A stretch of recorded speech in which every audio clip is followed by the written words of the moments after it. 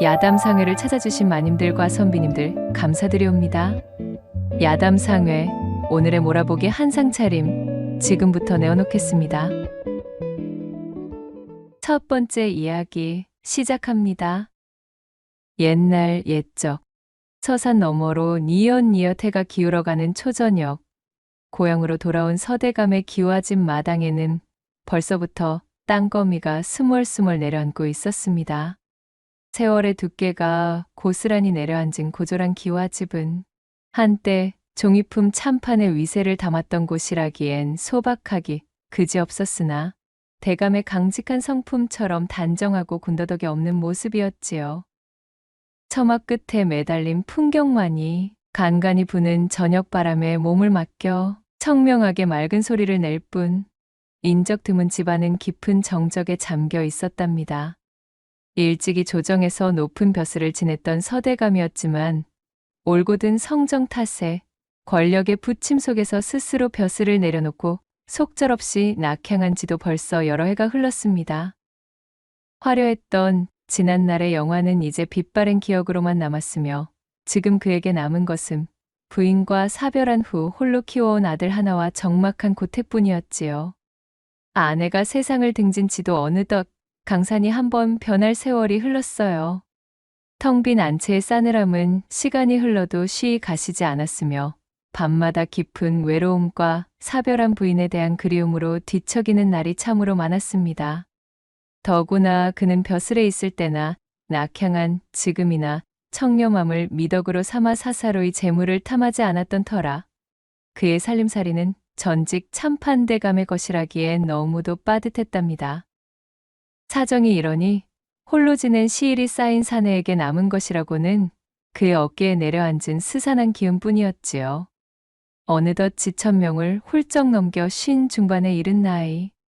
주변에서는 더러 재혼을 권하는 이들도 있었습니다만 서대감은 그럴 때마다 손사래를 치며 염치 없는 일이라 여겼어요. 이 나이에 새로이 부인을 맞는다는 것이 어쩐지 부끄럽고 민망하게 느껴졌던 것입니다. 하지만 속마음까지 그러했던 것은 아니었지요.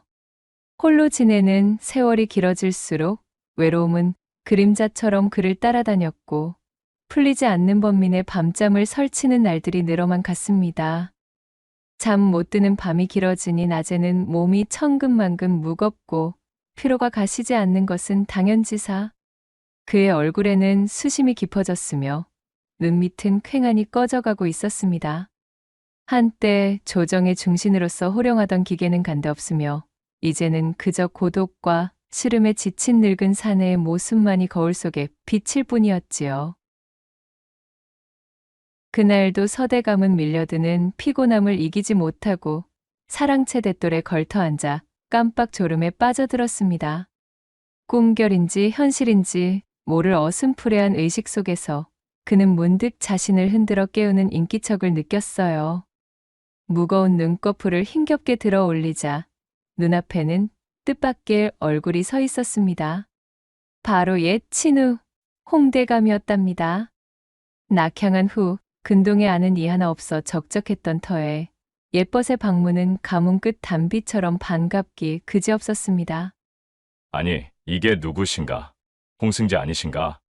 서대감은 저도 모르게 반가움의 목소리를 높였습니다. 허허, 서참판 오랜만이구려. 명색이 선비의 근간을 둔 반가의 귀인께서 대낮부터 이리 졸고 계시면 어쩐다는 말이신가? 혹 무슨 근심거리라도 있으신 겐가? 홍대감은 너털웃음을 지으며 서대감의 어깨를 툭 쳤답니다. 아니세, 그저 요사이 밤잠을 설쳐서 그러이. 자, 이럴 것이 아니라 어서 안으로 드시게나. 서대감은 멋쩍게 웃으며 친구를 안으로 안내했습니다. 오랜만에 만난 두 벗은 회포를 풀며 시간 가는 줄 몰랐어요. 하지만 홍대감의 눈에는 친구 서대감의 얼굴에 들이운 깊은 그늘이 선연히 보였습니다.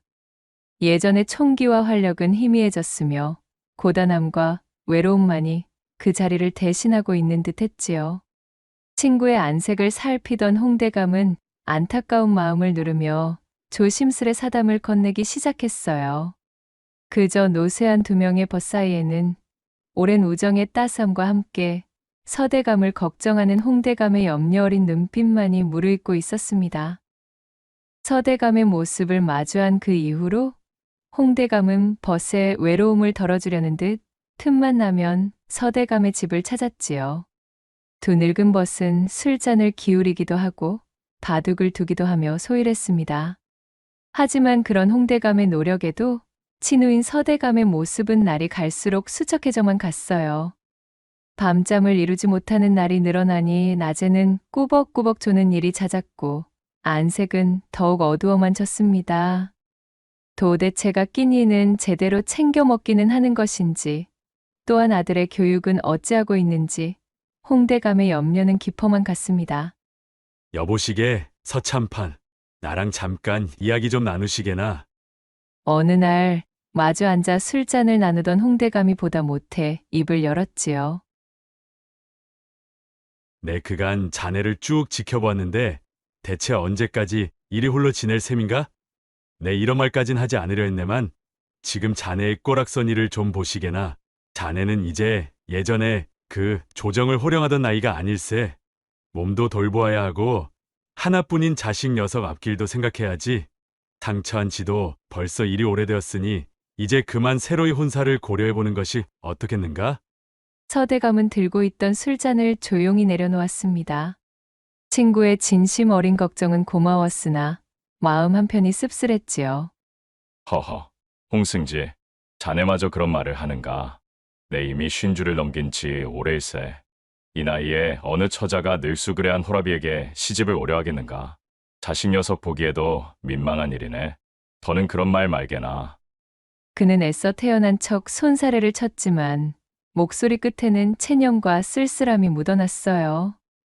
예전 같으면 호통이라도 쳤을 법한 강직한 성품도 세월과 고독 앞에 많이 무뎌진 듯 했지요. 하지만 홍대감은 물러서지 않았습니다.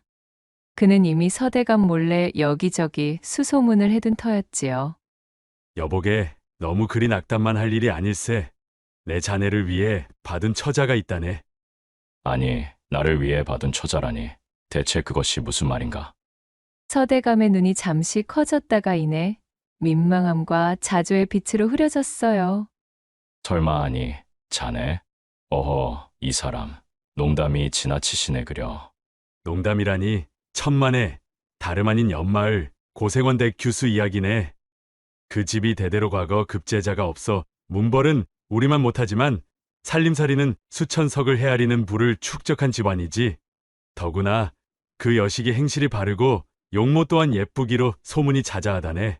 나이도 이제 겨우 혼기를 넘긴 20살 전후라 하니 자네에게는 조금 과분할지 모르겠으나 홍대감은 성품상 몹시도 무안해할 서대감의 눈치를 살피며 살짝 농을 곁들인 듯 분위기를 풀어나갔지요. 아니나 다를까 서대감은 기가 막힌다는 듯 헛웃음을 터뜨렸습니다. 생원대 규수에 또한 그 나이가 20이라. 허, 이보시게 홍승지. 내 처지가 어떤지 뻔히 알면서 어찌 그런 말씀을 하시는가. 그야말로 언감생심이라는 말을 아니할 수가 없겠구만. 내 어찌 감히 그런 어린 규수를 넘볼 수 있겠는가. 남의 집 귀한 여식에게 못하는 소리가 없으시구만. 당치도 않은 말은 그만하시게.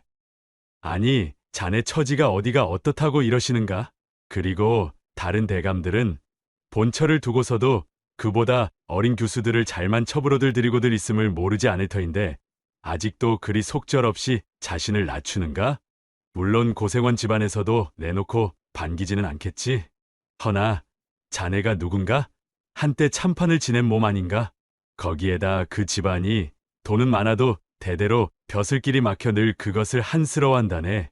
그러니 자네 같은 명망 있는 이와 사돈을 맺는다면 가문의 격을 높일 절호의 기회라 여길 수도 있지 않겠는가? 어허, 아무리 그러한들. 그만 쓸데없는 잔소리는 이제 마시게. 내게 다 생각이 있다네. 그러니 자네는 잠자코 내 말만 따르게 아시겠는가? 홍대감은 마치 제일인 양 팔을 걷어붙이며 서대감을 다독였습니다. 며칠 뒤 쇳불도 단김에 빼기로 소문난 성미의 홍대감은 정말로 일사천리로 판을 벌였습니다. 가을 정취가 무르익어 간다는 핑계로 근동의 선비들을 자신의 집으로 불러 모아 시회를 겸한 잔치를 성대하게 연 것이었지요. 풍악이 울리고 맛있는 음식과 술이 넘쳐나는 잔치에는 당연히 서대감과 고생원도 자리를 함께했습니다. 술자리가 무르익어 자중의 기분이 한껏 달아오른 저녁 무렵, 홍대감은 슬며시 고생원 곁으로 다가가 술잔을 권하며 말문을 열었습니다. 그는 먼저 근동 양반가들의 시시콜콜한 이야기며 가문의 내력을 넌지시 늘어놓기 시작했어요. 그러면서 은근히 고생원 집안에는 대대로 문과 급제자 하나 나오지 못한 것을 꼬집으며 안타깝다는 듯 슬그머니 말을 흘렸지요. 고생원은 가뜩이나 그것이 평생의 한이었던 터라 얼굴이 불쾌해진 채 변명도 못하고 술잔만 연거푸 비웠답니다. 그 모습을 본 홍대감은 때는 이때다 싶어 목소리를 낮추어 고생원에게 속삭였어요. 여보시오, 고생원, 너무 속상해 마시오. 집안의 문벌이야 하루아침에 세울 수 있는 것이 아니지 않소. 허나 좋은 사위, 그것도 이력이 어마어마한 사위를 들여 집안 사람으로 세운다면 이야기는 완전히 다르게 흐르는 법. 이참에 어떻소이까? 괜찮은 사위를 얻어 허울뿐인 반가라는 오명을 싣고 이번 기회에 가문의 위상을 높여볼 생각은 없으시오? 내 마침 고생원께 딱 맞는 좋은 제안이 하나 있소이다. 아니, 그것이 정말이십니까? 이력이 어마어마한 사위라니, 그것이 누구라는 말씀이십니까? 고생원의 귀가 솔깃해졌습니다. 홍대감은 자중을 한번 쓱 둘러보고는 저편에 홀로 술잔을 기울이고 있는 서대감을 턱짓으로 가리켰지요. 저기 서참판을 보시오. 비록 지금은 야인으로 지내고 계시나 한때 조정의 중신으로 명망이 자자했던 분 아니시오. 저런 분을 사위로 맞으신다면 고생원 댁 가문에도 큰 빛이 될 것이외다. 멀리서 찾을 것 없이 바로 이 자리에 좋은 인연이 있지 않겠소? 순간 술렁이던 잔치 자리에 찬물을 끼얹은 듯 정적이 흘렀습니다. 주변에 앉아있던 선비들은 홍대감이 술김에 망령이라도 든 것인가 하여 서로 눈치만 살폈고 멀찍이서 제게 쏠리는 겸연쩍은 분위기를 읽은 서대감은 얼굴이 홍당무처럼 붉어져 어쩔 줄 몰라 했어요. 가장 놀란 것은 고생원이었답니다. 그는 술 기운이 확 달아나는 것을 느끼며 잠시 말을 잇지 못했습니다. 참판을 지낸 서대감과 사돈을 맺는다는 것은 가문의 영광임이 분명했으나 예전의 명성과는 어울리지 않게 초라해진 그의 많은 나이와 수척한 행색이 마음에 걸렸지요. 잠시 깊은 생각에 잠겼던 고생원은 이내 홍대감에게 말했습니다. 저 일단 혼인은 일륜지대 사라 하였으니 이 자리에서 저 혼자 결정할 사안은 아닌 듯 싶습니다. 우선은 저희 집사람과 상의부터 좀 해본 이후에 확답을 드릴 수가 있을 것 같습니다. 그렇게 그날 밤 집으로 돌아온 고생원은 부인에게 홍대감의 제안을 조심스레 털어놓았어요. 그러나 부인의 반응은 싸늘하다 못해 얼음장 같았답니다. 아니 여보, 지금 제정신이신 geb니까? 그놈의 문벌, 아주 그만 좀 하셔요. 그것이 어디 쌀밥이나 먹여주냐는 말입니다.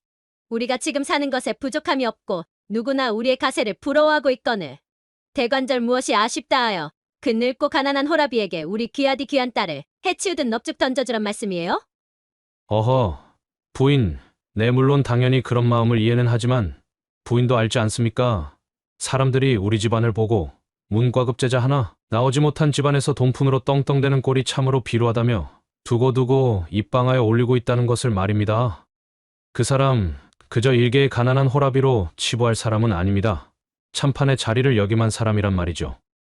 아 글쎄, 참판이고 참판아랩이고 뭐가 됐든 간에 여식의 앞길을 팔아 문벌 사유를 집안에 들인다 하여 여지껏 부족함 없이 먹고 마시던 우리 인생의 꽃길이라도 펼쳐진다 합디까? 저는 이미 수십 리 밖에 사는 부잣집 도령들과 온담을 주고받는 중이란 말입니다. 허니 다시는 그런 얼토당토하는 소리 마셔요. 부인은 노발대발하며 고생원을 몰아세웠고 기세에 눌린 고생원은 결국 다음 날 홍대감에게 정중히 거절의 뜻을 전할 수밖에 없었습니다. 이미 먼 곳에 젊고 부유한 신랑을 사윗감으로 정했다는 소식도 곁들이며 말이지요. 홍대감은 낙담하여 서대감을 찾아갔습니다. 여보게, 이거 참으로 면목이 없네. 고생원 댁에서 이미 다른 혼처를 정했다는구먼. 서대감은 씁쓸하게 웃으며 말했어요. 내 그럴 줄 알았네. 그게 당연한 반응이지를 않겠는가. 애당초 분수에 맞지 않는 욕심이었지. 괜히 자네만 애쓰게 만들었구먼. 괜찮네, 괜찮네. 이제 그만 잊으시게. 그는 담담하게 말했지만 한편으로는 마음속 저편에서 한가닥 품었던 기대가 실망으로 바뀌는 것을 느꼈지요. 역시 자신 같은 늙은 호라비에게는 봄날 같은 인연은 허락되지 않는 모양이라며 그는 속으로 되뇌이고는 자조 섞인 미소를 흘렸습니다. 그렇게 서대감은 고생원 댁과의 혼담이 무산된 것을 애써 담담히 받아들이며 다시금 적막한 일상으로 돌아갔습니다. 세월은 무심히 흘러 어느덧 한 달이라는 시간이 훌쩍 지났지요. 한편 고생원 댁에서는 마침내 여식의 혼례날이 밝았어요. 그야말로 마을이 떠들썩한 잔치 분위기였습니다. 곱게 단장한 신부는 수줍은 얼굴로 신랑이 오기만을 기다리고 있었고 고생원 내외는 딸의 앞날을 축복하며 분주히 손님들을 맞이하고 있었습니다. 하지만 이것이 어찌된 일인지 약조된 시간이 훌쩍 지나도록 먼 길을 온다던 신랑은 감감무소식이었어요. 처음에는 길이 멀어 늦는가 보다 여겼던 사람들의 얼굴에도 점차 초조함과 불안감이 서리기 시작했습니다. 해는 중천을 넘어 서서히 기울어 가는데 진작에 도착했어야 하는 신랑의 행렬은 코빼기도 보이지 않았지요. 고생원 내외의 속은 새까맣게 타들어갔습니다. 고생원의 머릿속에서 온갖 불길한 예감이 스치고 있었어요. 설마 오는 길에 무슨 변고라도 생긴 것은 아닐까? 정말로 만약에 그런 불상사가 일어났다면 이대로 딸아이가 혼례도 치르지 못하고 파혼이라도 당하면 어찌하나. 이미 초래천까지 성대하게 차려놓은 마당에 이 일을 어찌 수습해야 할지 눈앞이 캄캄했습니다. 웅성거리던 하객들 사이로 술렁임이 파도처럼 번져나가던 바로 그때였어요. 멀리서 흙먼지를 일으키며 몇몇 인형이 황급히 달려오는 것이 보였답니다. 바로 신랑 측에서 보낸 청지기와 하인들이었지요. 그러나 그들의 낯빛은 잔치에 참여하려던 사람들의 모습과는 걸맞지 않게 몹시 초췌하고 다급해 보였습니다. 청지기는 헐떡이는 숨을 겨우 고르며 고생원 앞에 엎드려 비통한 소식을 전했답니다. 고생원의 불길한 예감은 그대로 현실이 되었어요. 어르신, 큰일 났습니다. 신랑 되실 도련님께서 오시는 길에 그만 낙마하시어 목숨을 잃고 마셨지 뭐겠습니까요? 순간 잔치마당에는 싸늘한 침묵이 감돌았습니다. 고생원은 하늘이 무너지는 듯한 충격에 휘청거렸고 안채에서 소식을 전해 들은 고생원의 부인은 그 자리에 풀썩 주저앉아 실신할 듯 통곡하기 시작했어요. 혼례날 신랑이 죽다니 이 무슨 마른 하늘의 날벼락 같은 일이란 말인가요? 새 신랑의 처지도 딱하게 되었지만 사실 고생원의 걱정은 그것이 아니었습니다.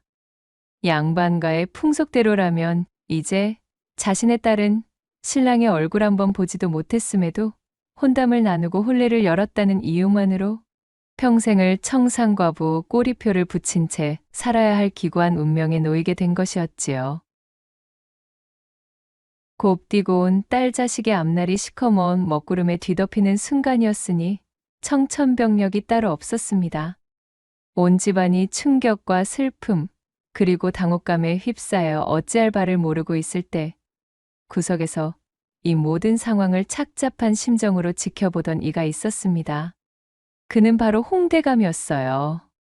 홍대감 역시도 신랑의 급사 소식에 안타까움을 금치 못했으나 이내 그의 머릿속에는 번개처럼 한 가지 묘안이 스쳐 지나갔습니다.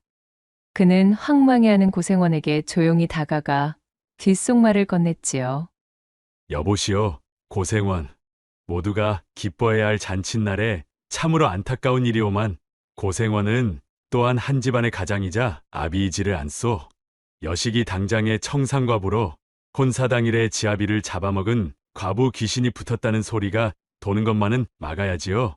사람들의 수군거림 속에서 한평생을 살게 생겼는데 일이 넋을 놓고 가만히 있을 수만은 없지 않겠냐는 말이오. 어차피 일이 이미 이렇게 되었으니 마을 사람 입방아에 오르내리는 것은 피할 수 없을 것이오. 허나 지금이라도 신랑을 새로이 구해 바꿔본다면 따님이 청산과부가 되는 것만은 막을 수 있지 않겠소이까?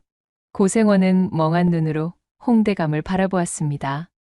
아니, 누가 그것을 모른답니까? 너무나도 잘 알고 있는 사실이니 일이 침통한 것이 아니겠습니까? 허나 신랑을 바꾸다니요. 이리도 성대하게 동네가 더 나가도록 난리굿을 펼쳐놓고서는 혼례를 하노라 잔치까지 연마당에 신랑의 얼굴도 보지 못하고 과부가 된 여자를 어느 누가 데려간답니까? 일전에 내 제안 기억하시오? 바로 서대감이 있지를 않소. 지난번 내가 혼담을 넣었을 때 받아들이지만 않았을 뿐 서대감도 안강의 못을 박으며 내치지는 않았었소. 지금 가서 사정을 이야기하면 그의 성품상 이러한 딱한 처지를 외면하지는 못할 것이오.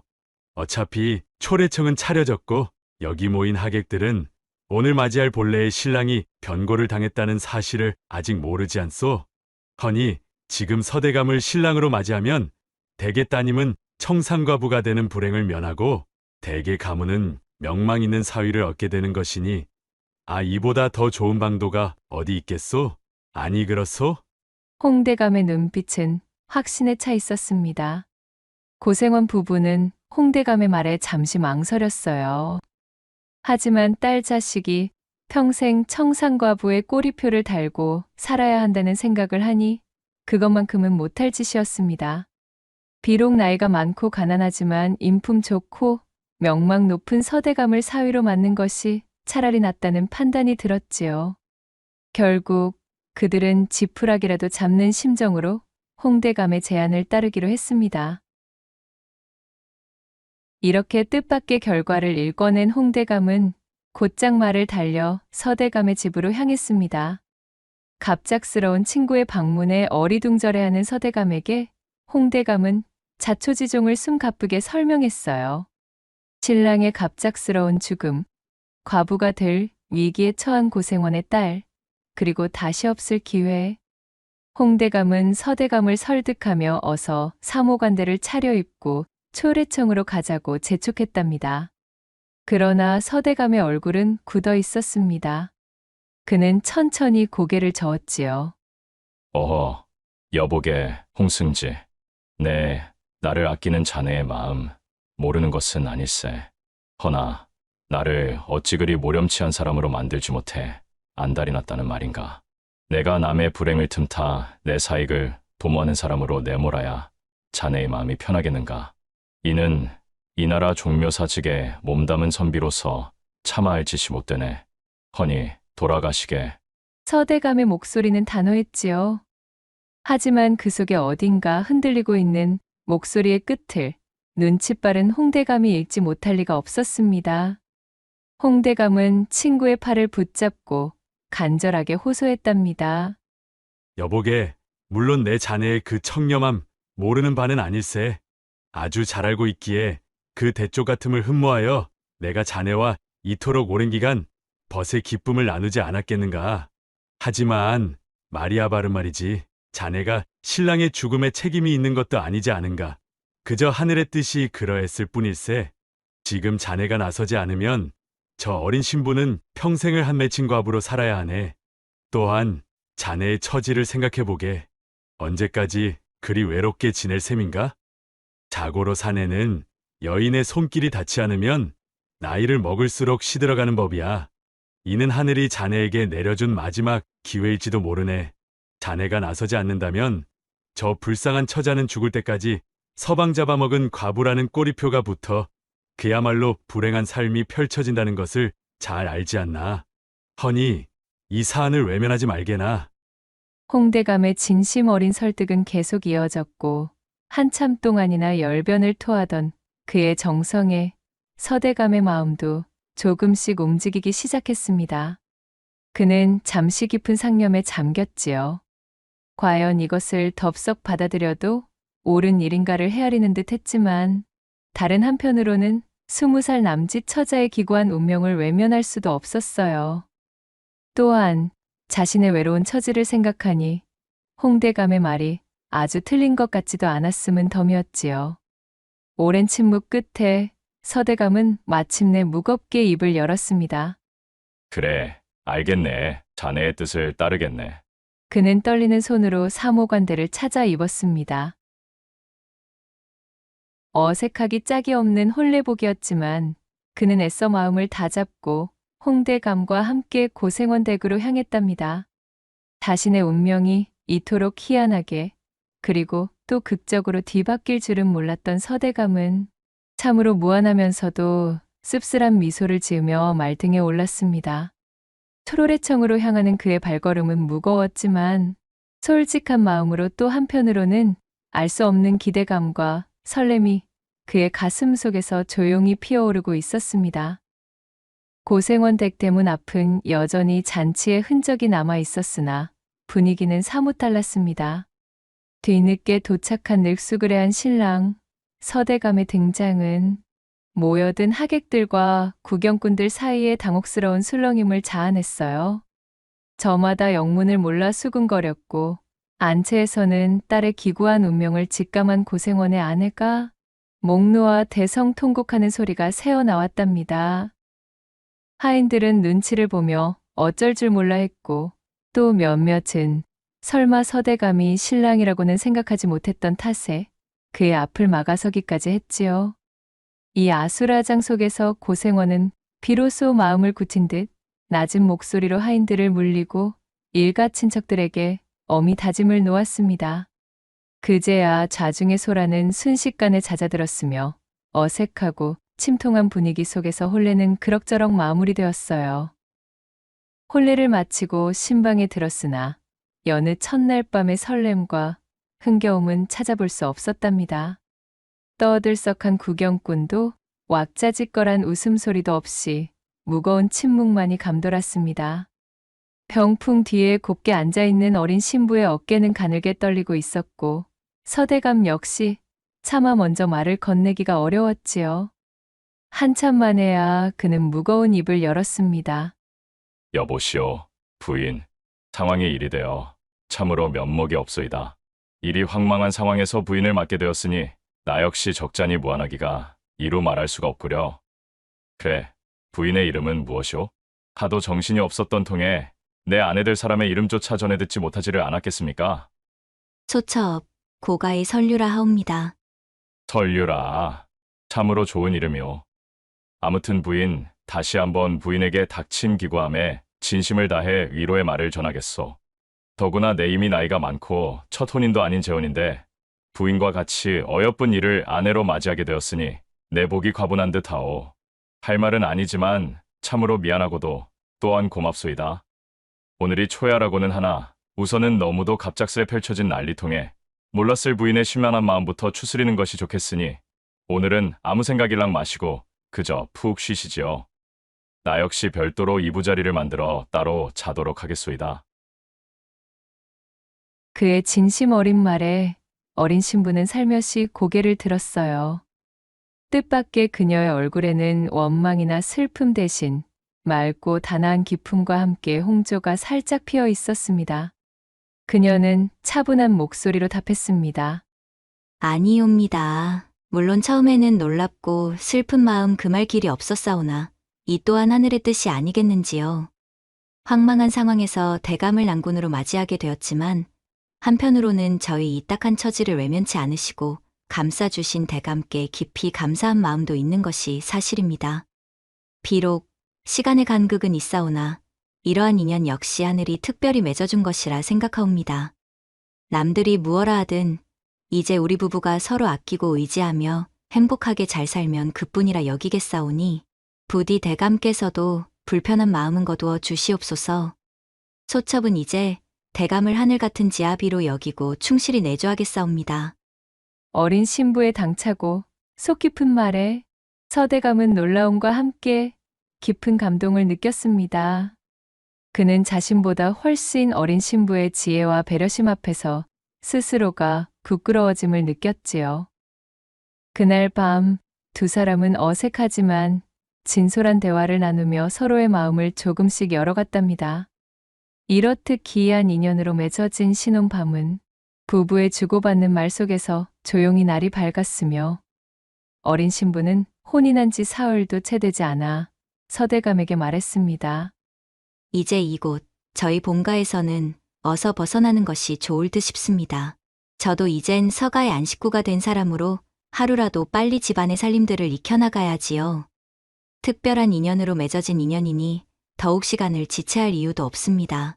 서방님, 어서 우리의 집으로 넘어가요. 허허, 부인, 참으로 그 성미가 못 말리겠소. 내 두고두고 부인 같은 천하제일의 색시를 맞이한 것을 하늘에 감사해야 하겠구려. 그리하여 설류의 청으로 두 사람은 서둘러 짐과 살림살이들을 수레에 싣고서 서대감의 집으로 향했습니다.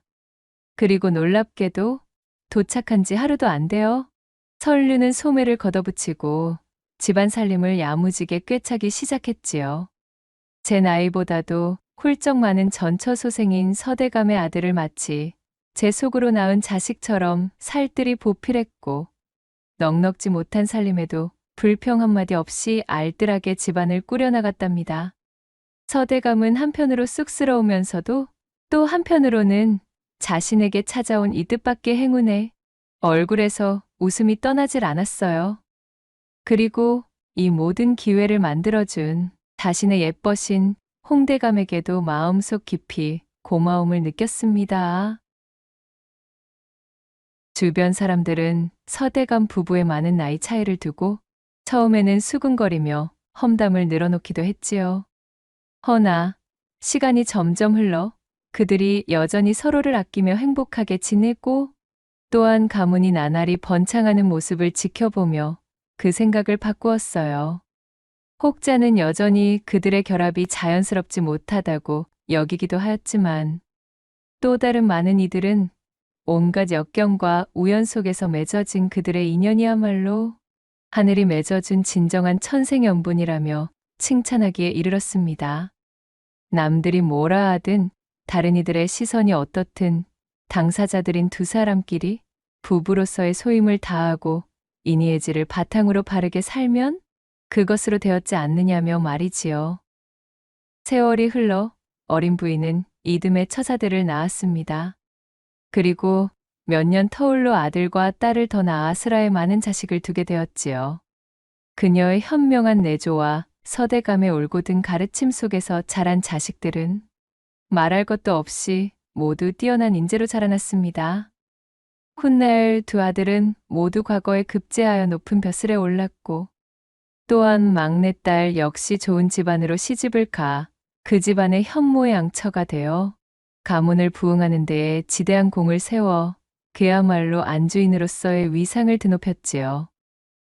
서대감의 가문은 크게 번창하였고 그 후손들 또한 대대로 복록을 누렸답니다. 후세에 전해지기를 서대감과 아들 그리고 그 손자까지도 무려 3대가 정의품 이상의 문관을 역임한 가문에 주어지는 영예인 기로소에 드는 큰 명예를 얻게 되었습니다. 기로소는 조선시대에 관직에서 물러난 문신들을 예우하기 위해 설치한 관청으로 국가 원로 예우를 위한 명예 기구였지요. 이는 서대감이 홀로 외롭게 지낼 때는 감히 상상조차 할 수 없었던 가문의 경사였습니다. 서대감은 이 모든 행운과 행복이 곤경에 처한 자신을 외면하지 않았던 친구 홍대감의 도움과 어린 나이에도 지혜롭게 가정을 일으킨 젊은 부인 설류의 덕분이라 여기며 평생을 감사하는 마음으로 살았습니다. 그는 홍대감과 오래도록 깊은 우정을 나누었으며 그 인연은 후손들에게까지 이어졌다고 전해집니다. 또한 어린 나이에 겪은 기구한 운명에 좌절하지 않고 오히려 자신의 삶을 당당하고 지혜롭게 가꾸어 나간 설류의 현숙함에 감복하여 매일매일 그녀를 향한 깊은 찬사를 보냈습니다. 이후로도 서대감은 자신의 아내를 세상에서 가장 아끼고 귀히 보살피며 오랫동안 행복하게 지냈다는 후문이 전해지고 있어옵니다. 두 번째 이야기 시작해 볼게요. 옛날 옛적 산 좋고 물 좋은 효산의 한 고을에 남편을 잃은 연하댁이 살고 있었습니다. 그 옛날 장사꾼 출신이던 각 집안의 아버지끼리 장터 주막에서 대포 한 잔 나누며 진탕 소리 오른 김에 맺었던 혼사담으로 얼렁뚱땅 무르르듯 시집을 가게 되었지요. 그렇게 연하댁에게 흥미도 없던 남편과의 혼인 생활을 채 1년도 맛보지 못한 어느 날 그만 불의의 사고로 남편을 떠나보내야만 했답니다. 사고의 내막은 이랬습니다. 연하댁이 갓 시집을 와 시집살이에 매진하던 시골 마을에 볼일이 있어 지나가던 한 선비가 있었습니다. 나른한 한낮의 열기에 만물이 축 늘어지는 날씨인지라 선비는 가던 걸음을 멈추고 네 집인지도 모를 담장 앞에 감나무 그늘 아래에 털썩 앉았지요. 체면이고 뭐고 푹푹 찌는 햇살에 익은 제 이마에 땀을 닦으며 연신 부채질을 했습니다. 나 이거야 원. 날씨 한번 괴랄하기 짝이 없구나 그래. 하늘을 향해 시원하게 욕지기를 투덜거리던 선비가 무심코 시선을 내리며 주변을 둘러보고 있으려니 자신의 발 옆에서 강아지 한 마리가 개걸스럽게 밥을 먹고 있는 것이 보였지요. 네 팔자가 참으로 좋구나 싶던 찰나 선비의 눈길이 강아지의 밥그릇에 딱 멎었습니다. 먹다 남은 음식이 말라붙고 꼬질꼬질하여 얼핏 보면 모를 물건이겠으나 실은 이것이 보통 물건이 아니었던 것이지요. 나름대로 조예가 깊었던 선비가 가만히 다가가 강아지 밥그릇을 자세히 들여다보니 세상에 바로 고려시대 연어문 양식이 선명하게 드러난 청자 접시가 아니겠어요? 아니 마압소사. 이런 총구석 동네 강아지가 어찌 이런 귀한 물건에다가 밥을? 너무나도 놀라우면서도 또 한편으로는 어처구니가 없었던 선비는 주변을 둘러보며 이 강아지의 주인으로 보이는 자를 찾기 시작했습니다. 휘휘 고개를 두리번대던 선비의 눈에 강아지 옆으로 열댓걸음 떨어져 들어서 있는 초가집이 보였고 또한 그 허름한 초가집의 마당 앞에는 집주인인 듯한 볼품없는 사내가 마루에 기대 앉아 꾸벅꾸벅 졸고 있었지요. 선비는 얼른 자신이 앉아 쉬던 자리에 다시 착석했습니다. 눈길만 살살 굴려가며 바로 머릿속으로 셈을 돌리기 시작했어요. 뜻하지도 않게 횡재수가 넝쿨째 굴러들어온 상황이었으니 선비의 가슴이 지진이 난 듯 쿵쾅쿵쾅 난리도 아니었답니다. 아둔하게도 이것이 어떤 물건인지도 모르고 이런 똥강아지 밥그릇으로나 쓰다니 저런 멍청한 작자를 보았는가 그래? 허나 이는 내게는 천재일우의 기회 아니겠는가? 학식이라고는 찾아볼 수도 없는 저런 촌뜨기 하나 구슬리는 것은 일도 아니렸다 이 말씀이지. 선비는 시치미를 딱 대고 초가집 안으로 천천히 걸어 들어갔습니다. 어험, 이리 오너라. 선비의 헛기침을 듣고 마루에 앉아 졸고 있던 사내가 눈꺼풀을 꿈뻑꿈뻑 움직이며 부스스 일어났습니다. 이보시게, 나는 길을 지나가던 선비인데 거 오늘 참으로 더위가 대단하구먼 그려. 내 염치 불고 물 한 사발 얻어 마실 수 있겠는가? 예, 뭐 그리 하시지요. 사내는 어기적거리는 몸짓으로 일어나 부엌에서 물 한 사발을 떠왔습니다. 사내에게서 받아든 물을 단숨에 비운 선비는 슬그머니 지붕의 그늘 쪽으로 기어들어오더니만 올해 작황은 어떠한지 이런저런 고충은 없는지 쓰잘데없는 시시껄렁한 소리만 잔뜩 늘어놓으며 판을 깔기 시작했어요. 이 얘기 저 얘기를 입 아프게 떠들어대는 선비에게 사내는 심드렁한 표정을 유지한 채 대꾸조차 없었지요. 개팔자가 상팔자니 어쩌니 하는 이야기로 포문을 연 선비가 은근 슬쩍 말을 이어나갔습니다.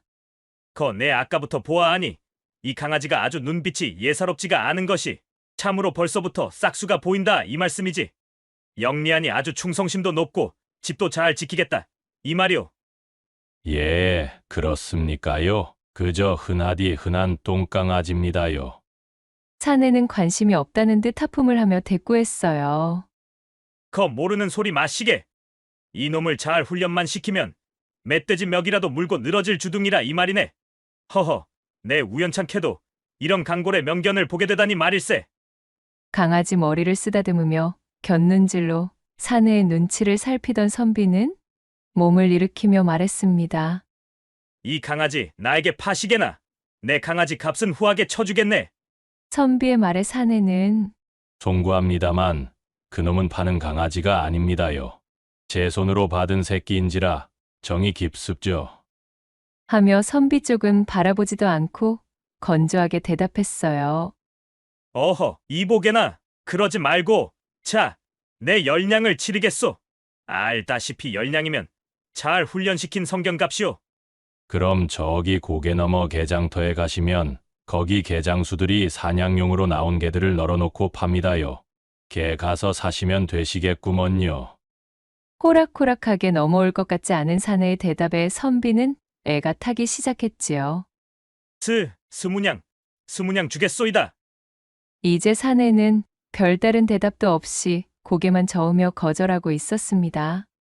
30냥, 아니 30단냥 어떻소? 40냥. 점점 액수를 올려 부르는데도 사내는 묵묵부답 요지부동이었어요. 50냥, 에이 50냥 주겠소. 자, 여기 있소이다. 내 더 이상은 못 드리오. 선비가 씩씩대며 신냥이라는 꾀거금을 부르자 그제서야 사내가 씩 웃으며 고개를 끄덕였고 이내 선비에게서 신냥이 든 전대를 받아 주머니에 넣으며 대답했어요. 나 원참 별 희한하신 양반을 다 보겠습니다 그려. 그 강아지가 그리도 갖고 싶으시면 뭐 데려가십시오. 사내의 말에 선비가 활짝 웃으며 좋았소이다. 나중에 딴말하기 없소. 하고는 제가 산 강아지를 품에 안으며 슬그머니 개밥 그릇도 함께 집어들었지요. 그때 사내가 딱 부러지는 목소리로 개밥 그릇을 낚아채며 말했습니다. 선비님, 저는 강아지만 판 것이지 그 밥그릇까지 판 것은 아닙니다요. 아니, 50냥이나 주고 산 개인데 이까지 개밥그릇 하나 덤으로 내어주지 않고? 그러자 사내는 선비의 음흉한 꼼수를 진즉 눈치채고 있었다는 표정으로 대꾸했지요. 아니, 무슨 그러한 말씀을 하신답니까? 이까지 시라니 이것은 자그마치 고려시대의 연화문 청자접시라는 물건으로 대대로 우리 집 가보로 내려오는 물건입니다요. 아, 알고 있었다는 말이오? 아니, 그런 물건을 개밥그릇으로 내어놓고 있었다는 겐가? 우리 집 가보이기는 허나 어떻게 사용할지는 저의 마음 아니겠습니까요? 사내는 눈을 흘기며 고개를 끄덕였고 졸지에 험불만 켠 꼴이 된 선비는 입맛만 쩝 다시고는 돌아설 수밖에 없었지요. 체면상 거기다 대고 강아지 값을 물릴 수도 없는 노릇이었습니다. 땅이 꺼져라 한숨을 쉬고 떠난 선비의 모습이 저 멀리 보이지 않게 되자 사내는 씩 웃고는 고개를 돌려 부엌을 향해 소리쳤지요. 흥, 저런 음흉한 놈, 내 니놈 속을 모를 줄 알았더냐? 보시오, 임자, 강아지 팔아치웠으니 거 새로운 강아지 한 마리 다시 내오시오. 사내의 외침에 새색시 연하떼기 의아한 얼굴로 새로운 강아지를 한 마리 안고 마당으로 나왔습니다. 아니 서방님, 대체 어찌 그리 별 볼 일도 없는 강아지를 덥석덥석 잘도 팔아치우시는 geb니까? 이번 달만 벌써 몇 마리째인가요? 참으로 신통방통하니 대단도 하십니다. 그랬습니다. 연하댁의 남편이었던 이 사내는 개밥 그릇으로 고려청자 접시를 낚싯밥으로 던져놓고 지인귀한 물건임을 알아본 아까 전에 선비 같은 자들이 그것을 노리고 접근하는 것을 이용해 강아지를 비싼 값으로 팔아먹고 있었지요. 거 알 거 없고 여기 이 개밥 그릇에다 흙이나 잔뜩 묻혀 놓으시오. 연하댁의 남편은 퉁명스레 고려청자 접시를 내밀며 말했고 자세한 사정을 알리 없었던 연하댁은 삐죽 입술을 내밀며 그것을 받아들다 그만 손에서 놓쳐 바닥에 떨어뜨려 박살을 내고 말았어요. 아니, 뭐 하는 짓이야? 산산조각 나버린 고려청자 접시를 본 남편이 길길이 화를 내며 바닥에 떨어진 접시 조각들을 향해 달려왔습니다. 이게 어떤 물건인지 알기나 아는겨? 미안해요, 서방님. 헌데 그저 개밥그릇수 쓰는 접시 하나 깨었다고 어찌 이리 쥐잡듯. 시끄러워. 뭘 잘했다고 큰 소리야, 큰 소리가. 돈 좀 나야 정신을 차리겠는가? 서운해하는 연하댁에게 손찌검을 할 요량으로 손을 획 들어 올리며 급히 뛰어오던 남편은 솟구치는 화를 다스리지 못하고 서두르다 그만 주춧돌의 발끝이 획 걸리고 말았답니다. 기우뚱하며 중심을 잃고 그대로 넘어지던 남편은 지질이 운없게도 바닥에 놓인 다듬이돌에 머리를 부딪히는 바람에 허망하게 세상을 뜨고 말았습니다.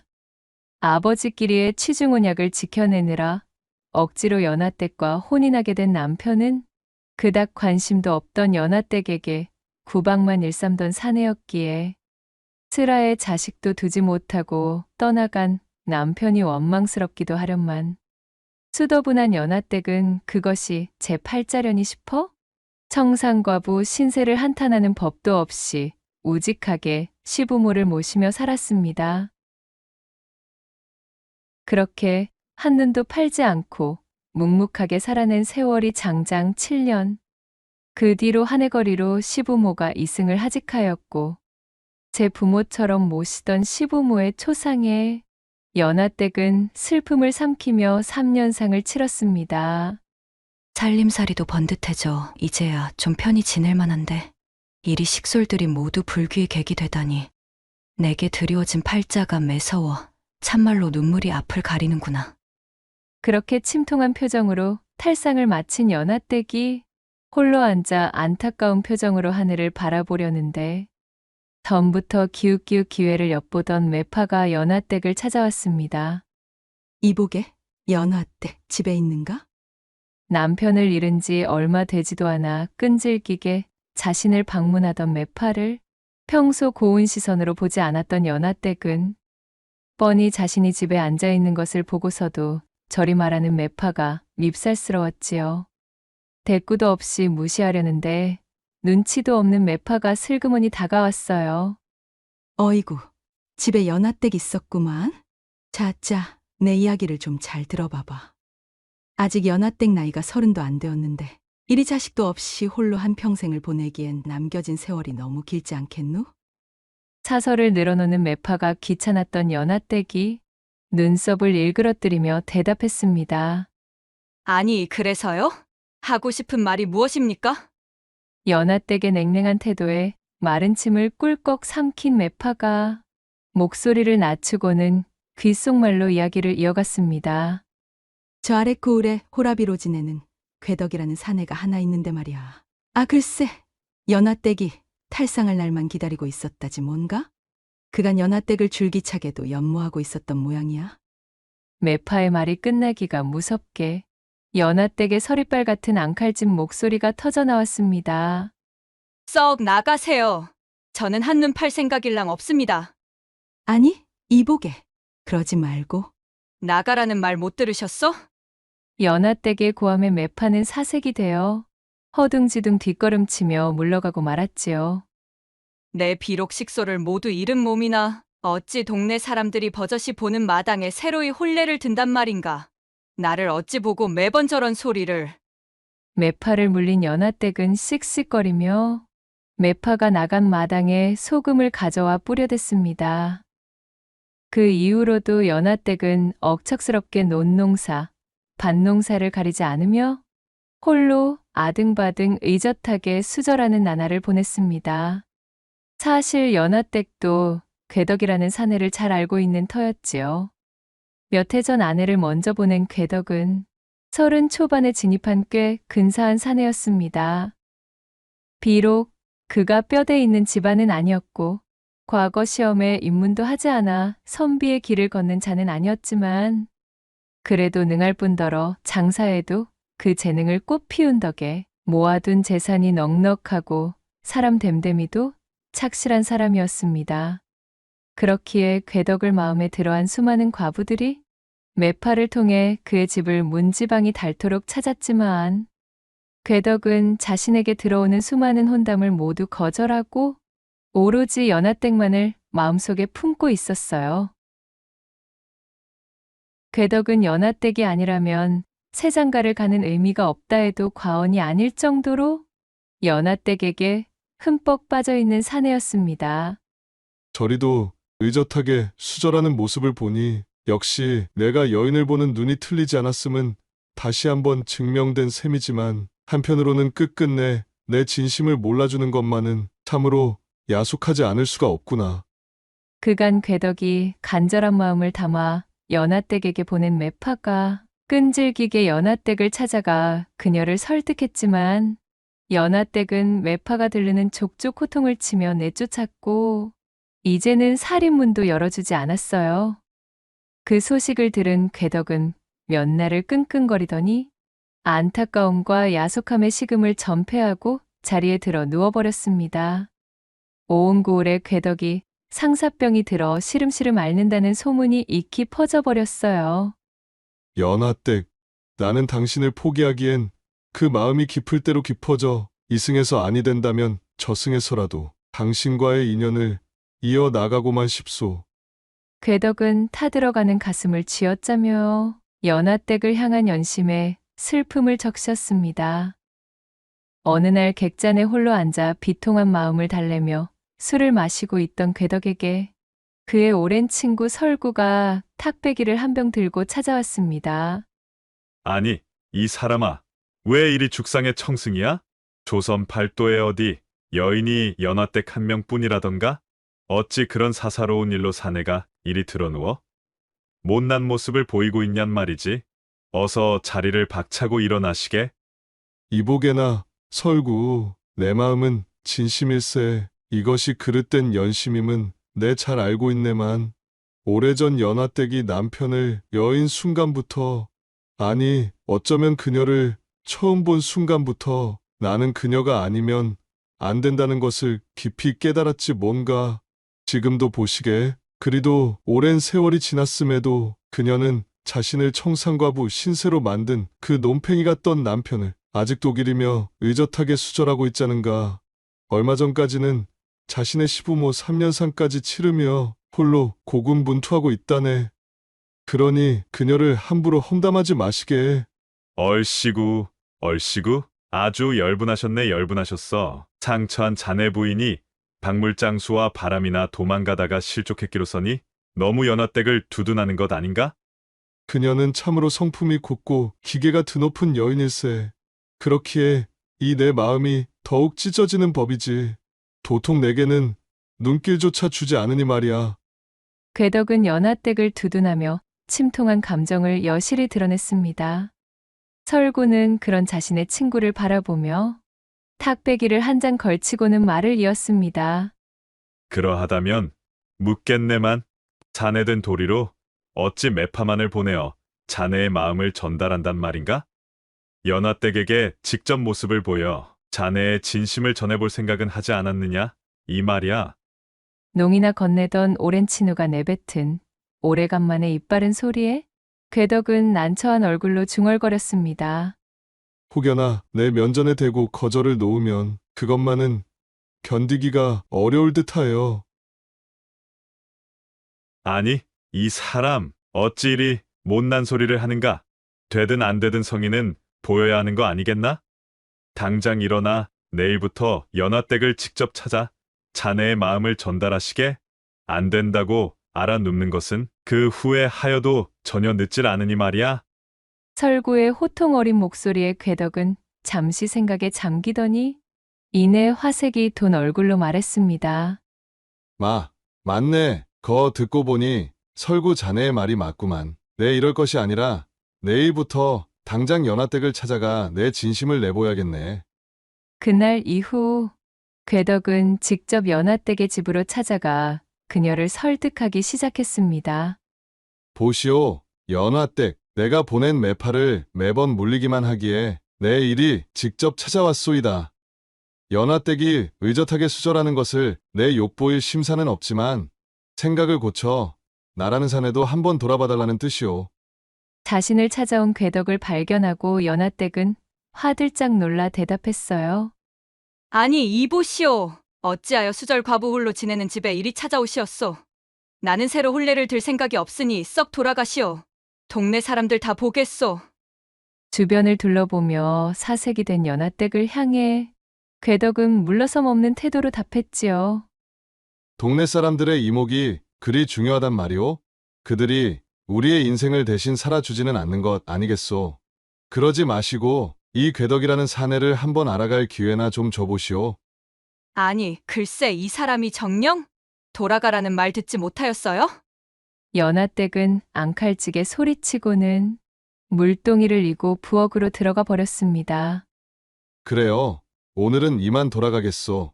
내일이 갑작스레 찾아와 참으로 미안합니다. 부디 나를 천천히 알아갈 시간만이라도 조금 주셨으면 하는 마음이었소이다.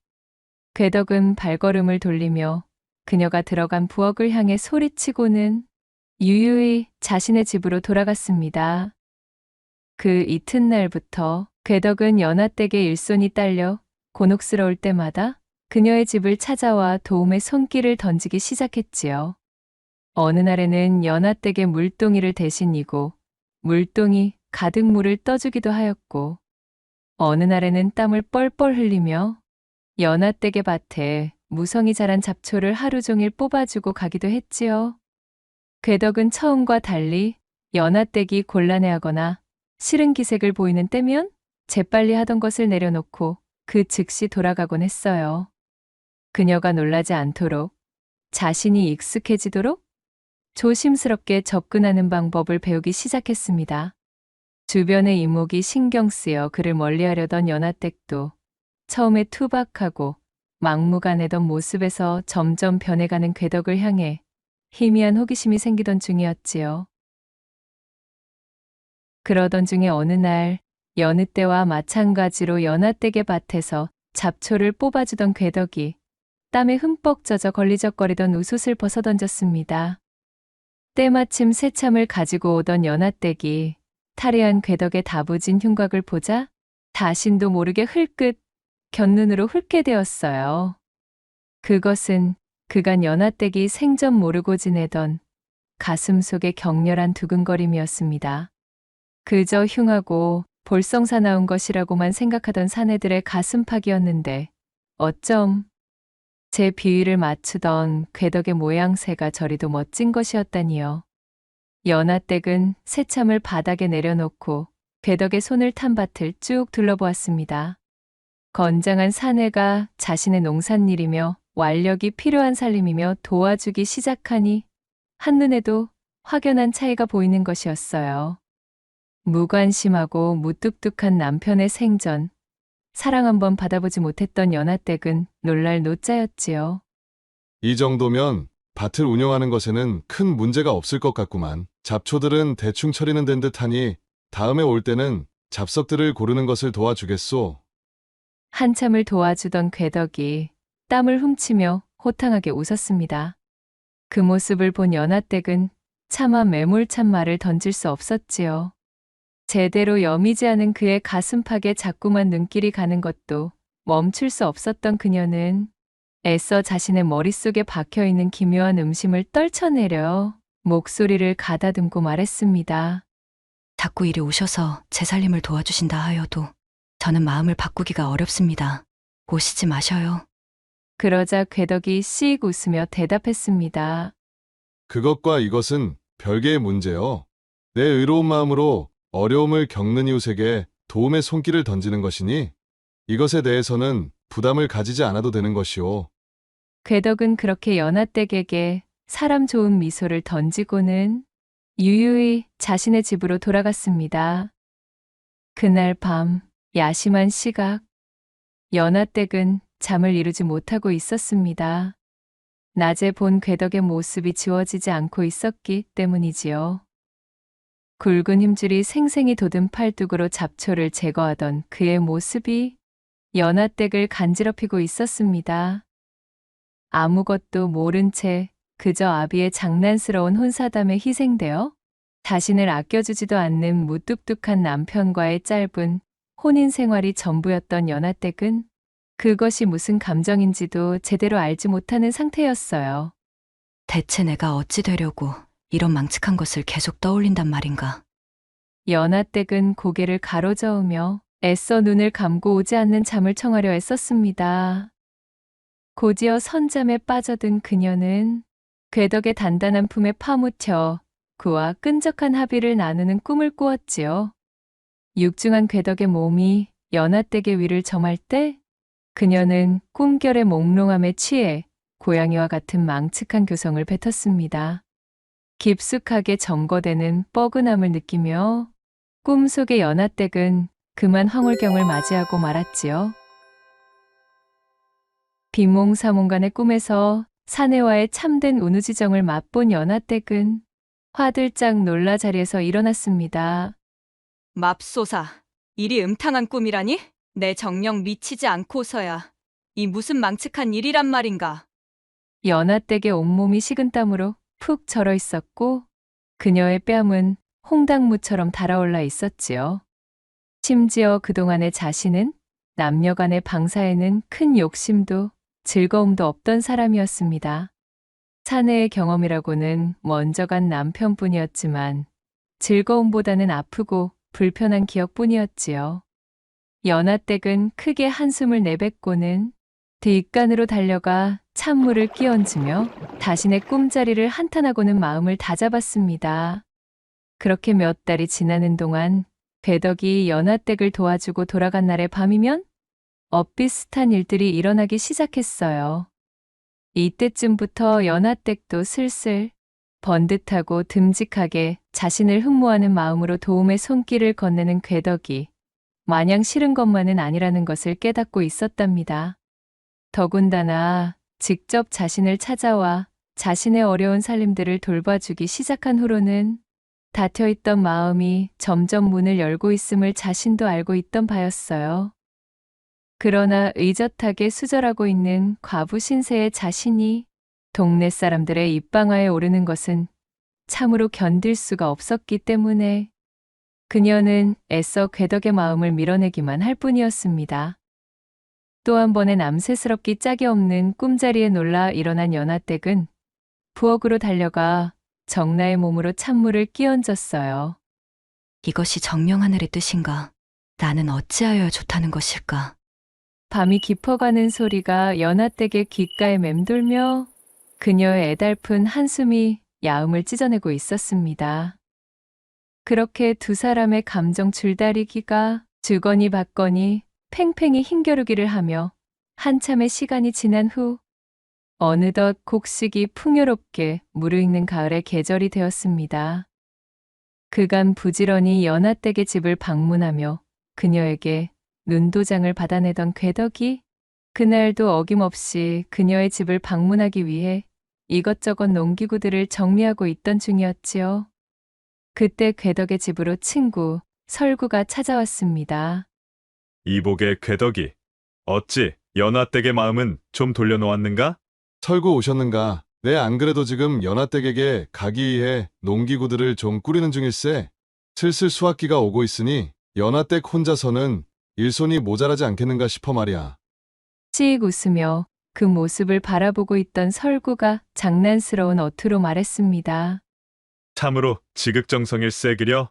연하댁을 나의 배필로 맞이할 수만 있다면야? 이쯤이 무엇이 대수인가?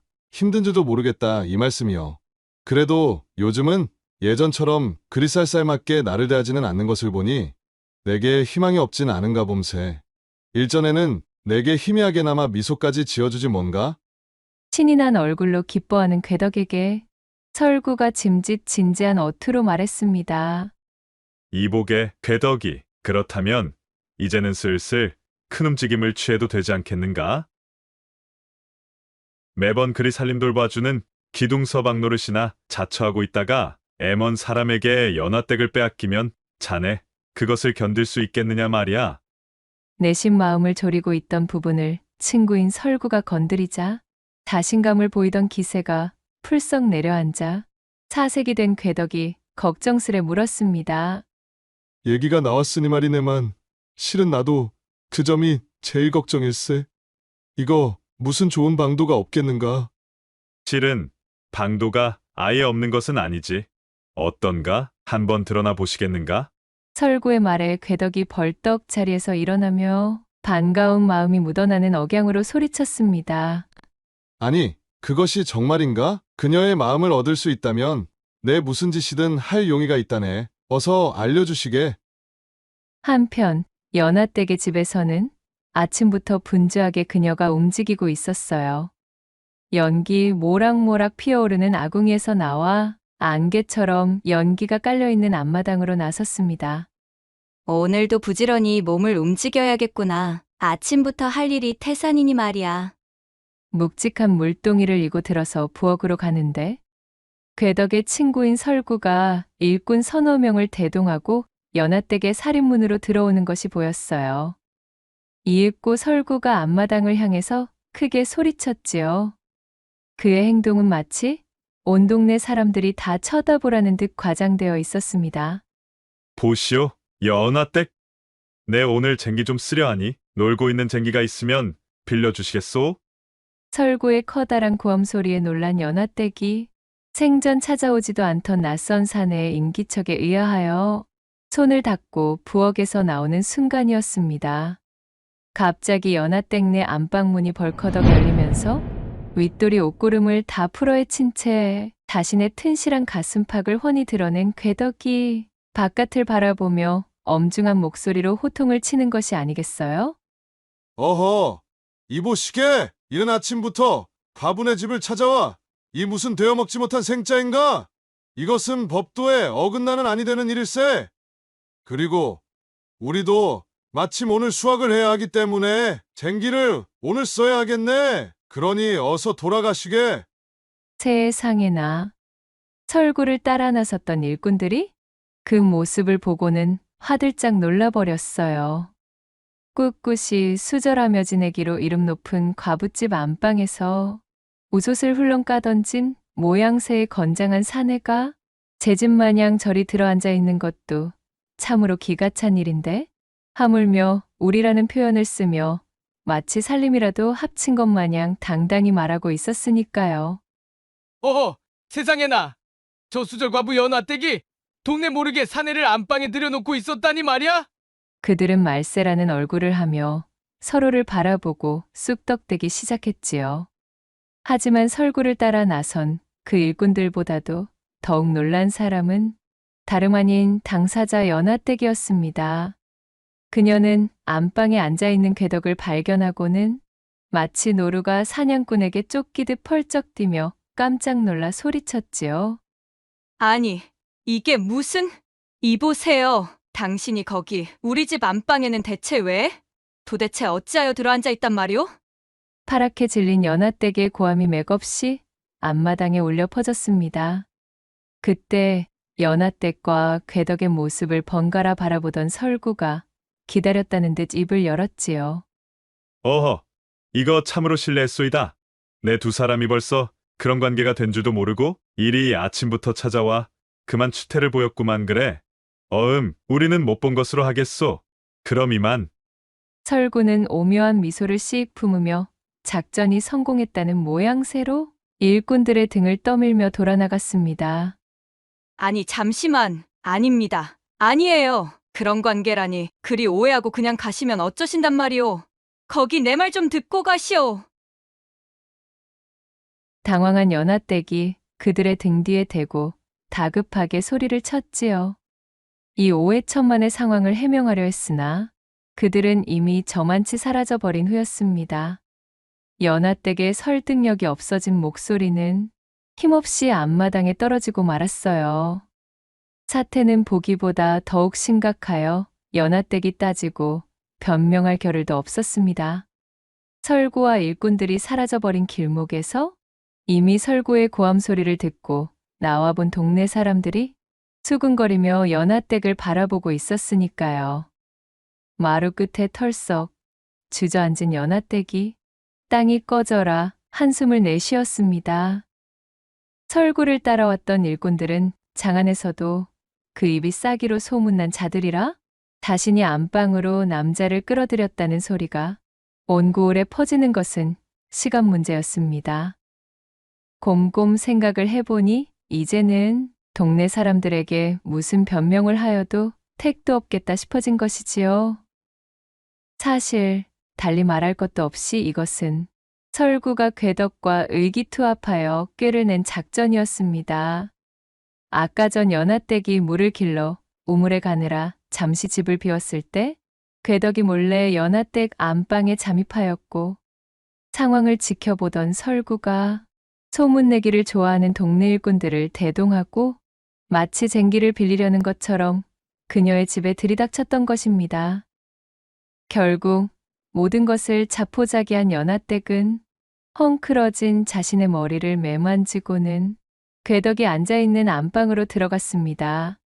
궤덕은 연하댁의 눈치를 살피며 제 옷매무새를 정리하느라 쩔쩔매고 있었지요.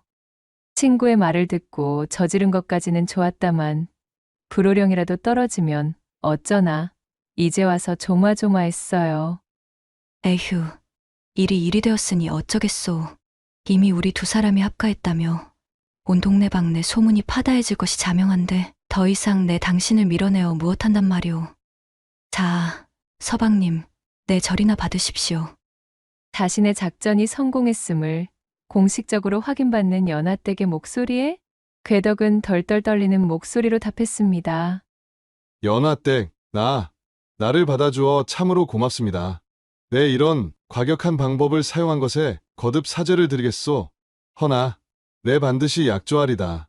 저승으로 가는 그 순간까지 연하댁을 호강시켜 줄 것이오. 궤덕이 연하댁의 두 손을 꼭 부여잡고 그녀를 조심스럽게 품에 안자 연하댁은 두 눈을 질끈 감았습니다. 이윽고 그녀의 옷구름이 사라락 풀리는 소리가 아침을 알리는 수탉 소리에 덮여 두 사람의 진득한 첫 방사가 시작되었음을 아는 사람은 아무도 없었고 그날 이후 두 사람은 성대한 혼례를 치른 후 정식으로 부부가 되었지요. 꿈에 그리던 연하댁을 배필로 맞이한 궤덕은 자신이 입 밖으로 꺼낸 약조대로 지아비에게 사랑받는다는 것이 어떤 것인지를 여실히 보여주며 연하댁을 아껴주었지요. 그렇게 연하댁은 비로소 혼인의 참맛과 온우지정의 참맛을 동시에 깨달으며 행복하게 지냈다는 후문이 전해지고 있사옵니다. 마지막 세 번째 이야기 시작합니다. 장안을 휘젓고 다니는 이름난 오입쟁이 풍기는 투전판에서도 얼굴이 팔려있는 유명한 노름꾼이었습니다. 투전판이란 투전판은 죄 돌아다니며 패도를 만져댄 통에 풍기의 손끝은 마치 달아해진 활처럼 휘어져 있었지요. 밤을 새며 패도를 만지고 투전판에서 구르며 잃고 따기를 반복하다 어느덧 먼동이 터오고 새벽 딸기 우렁찬 울음을 뽑으면 그제서야 비척거리는 걸음으로 투전판을 빠져나와 간질간질한 하초를 들썩이며 잘못된 선택을 하는 것이었습니다. 밤새 몸담고 있던 투전판의 밤, 흥건한 술 냄새와 땀 냄새 사이로 번들거리는 엽전꾸러미 위에서 춤추던 손가락은 새벽이 되어서는 곱고 매끄러운 살결 위를 더듬는 것이었지요. 집에는 버젓이 아리따고 조신한 아내를 두고 있는 풍기였으나 그 고약한 버릇이 어디 쉽게 고쳐지는 것이던가요?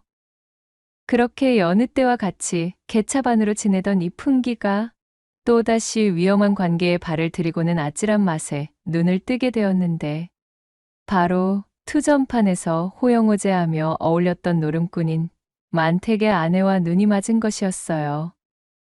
풍기는 그녀의 이름조차 알지 못했습니다. 아니, 알 필요도 없다 여기고 있었지요. 어둠 속에서 빛나는 옷 같은 목덜미에 가느다란 손목에 감겨있는 은팔찌, 자신의 손가락 끝에서 숨막힐 듯이 아름다운 곡선을 그리고 있는 타인의 아내, 풍기에게는 그것이 그녀에 대해 알고 싶은 전부였습니다.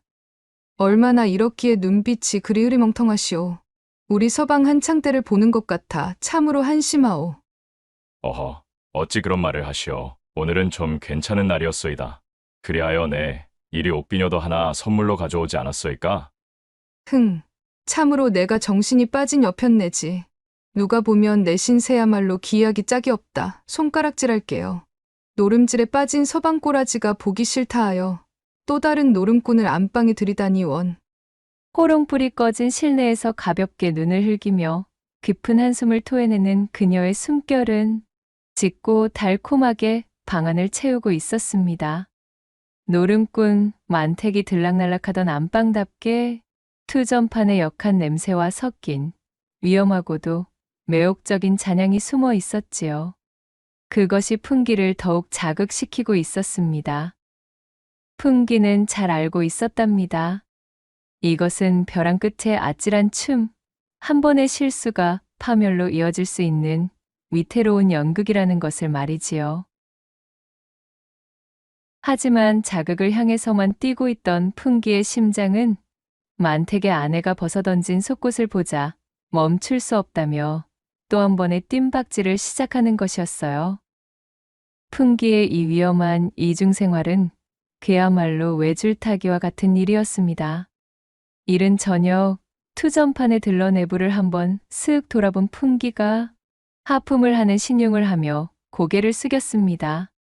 옳거니 만택이 놈이 없구나. 텅 빈 노름판 위에 흩어진 패드를 무심히 내려다보며 눈을 굴리던 풍기는 제일 큰 판에 만택이 없다는 것을 확인하면 그 판에서 노름을 시작했고, 반대로 만택이 노름에 심취하여 판을 들쑤시고 있으면 그 즉시 만택의 집으로 달려가서는 만택이 없는 틈을 타 그의 아내 허리띠에 걸쳐져 있는 고쟁이 끈을 무장해제시키는 일과를 유지하고 있었습니다. 그러던 어느 날 만택이 한창 판에 빠져 있어 무아지경인 것을 확인한 풍기가 그의 집으로 향했지요. 장독대의 삭은 냄새와 싸늘한 기운이 감도는 낡은 초가 앞에서 발을 멈춘 풍기는 익숙한 손길로 살인문을 열고 들어섰습니다. 안방으로 들어서는 풍기의 눈에 어둠 속에서 은은하게 빛나는 은비녀가 비추는 듯 싶었습니다. 발걸음 소리부터 딱 그쪽 같았소이다. 하지만 오늘은 아니되오. 슬슬 서방이 돌아올 때가 되었다. 이 말입니다. 댁내 서방이 돌아오기는 무슨. 제일 큰 판에서 정신을 놓고 패를 잡고 있는 것을 보고 오는 길인데 어찌 그러시오? 자, 그러지 말고 오늘은 좀 진득하니 제대로 놀아봅시다. 어휴, 아니 된다 하여도 이러시오. 이러다 정말 들키면 절단난단 말이오. 온매무새를 다듬으며 외치는 만택의 천은 마치 밤의 숲속에 피어나 있는 새하얀 꽃잎처럼 어쩐지 섬뜩할 정도로 색을 뿜어내는 형세였습니다. 그 모습에 더욱 자극받은 풍기는 천천히 가슴이 터질 듯한 떨림을 참으며 그녀에게 다가가 옷고름에 손을 가져다 대었지요. 자, 그리 눈썹을 찡그리고 있으니 내 더욱 불끈하여 참을 수가 없지란소. 그러지 마시고 이리 좀 돌아서 보시오. 바로 그 순간이었습니다. 쾅 하는 소리와 함께 살인문이 격렬하게 열리는 소리가 들려왔지요. 그것은 만택이 집으로 들이닥치는 소리였습니다. 굶주린 짐승의 눈처럼 붉게 충혈된 눈으로 들어선 만택의 발소리에 풍기는 순간적으로 얼음이 된 듯 움직일 수가 없었어요. 어찌할 바를 모르고 우왕좌왕하는 사이 만택의 처가 재빨리 일어나 풍기를 어둠 속의 벽장 안으로 구기듯 밀어넣었습니다. 풍기는 벌거벗은 꼴로 어둠 속 벽장에서 찍소리도 내지 못한 채 숨어 있었어요. 좁고 갑갑한 공간 속에서 그는 자신의 숨소리가 밖으로 새어나오지 않도록 애를 쓰고 있었지요. 이윽고 벌컥 안방문이 열리는 소리가 들렸고 만택이 집 안으로 들어오는 소리도 희미하게 들려왔습니다. 풍기는 심장이 터질 듯이 쿵쾅거렸지요.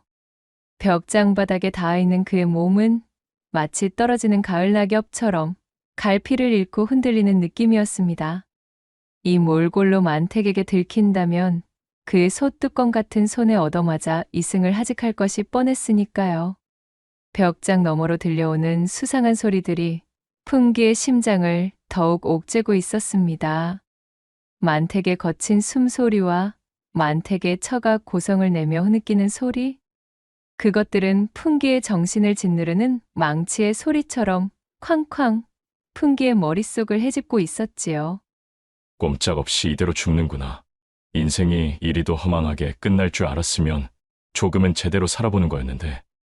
자포자기의 마음으로 모든 것을 내려놓으려는 그때 바깥에서는 뜻밖의 정적이 흘렀습니다. 안방을 나서는 만택의 발걸음 소리가 들려왔지요. 하지만 그것은 분노에 절어있는 보폭의 느낌이 아니었습니다.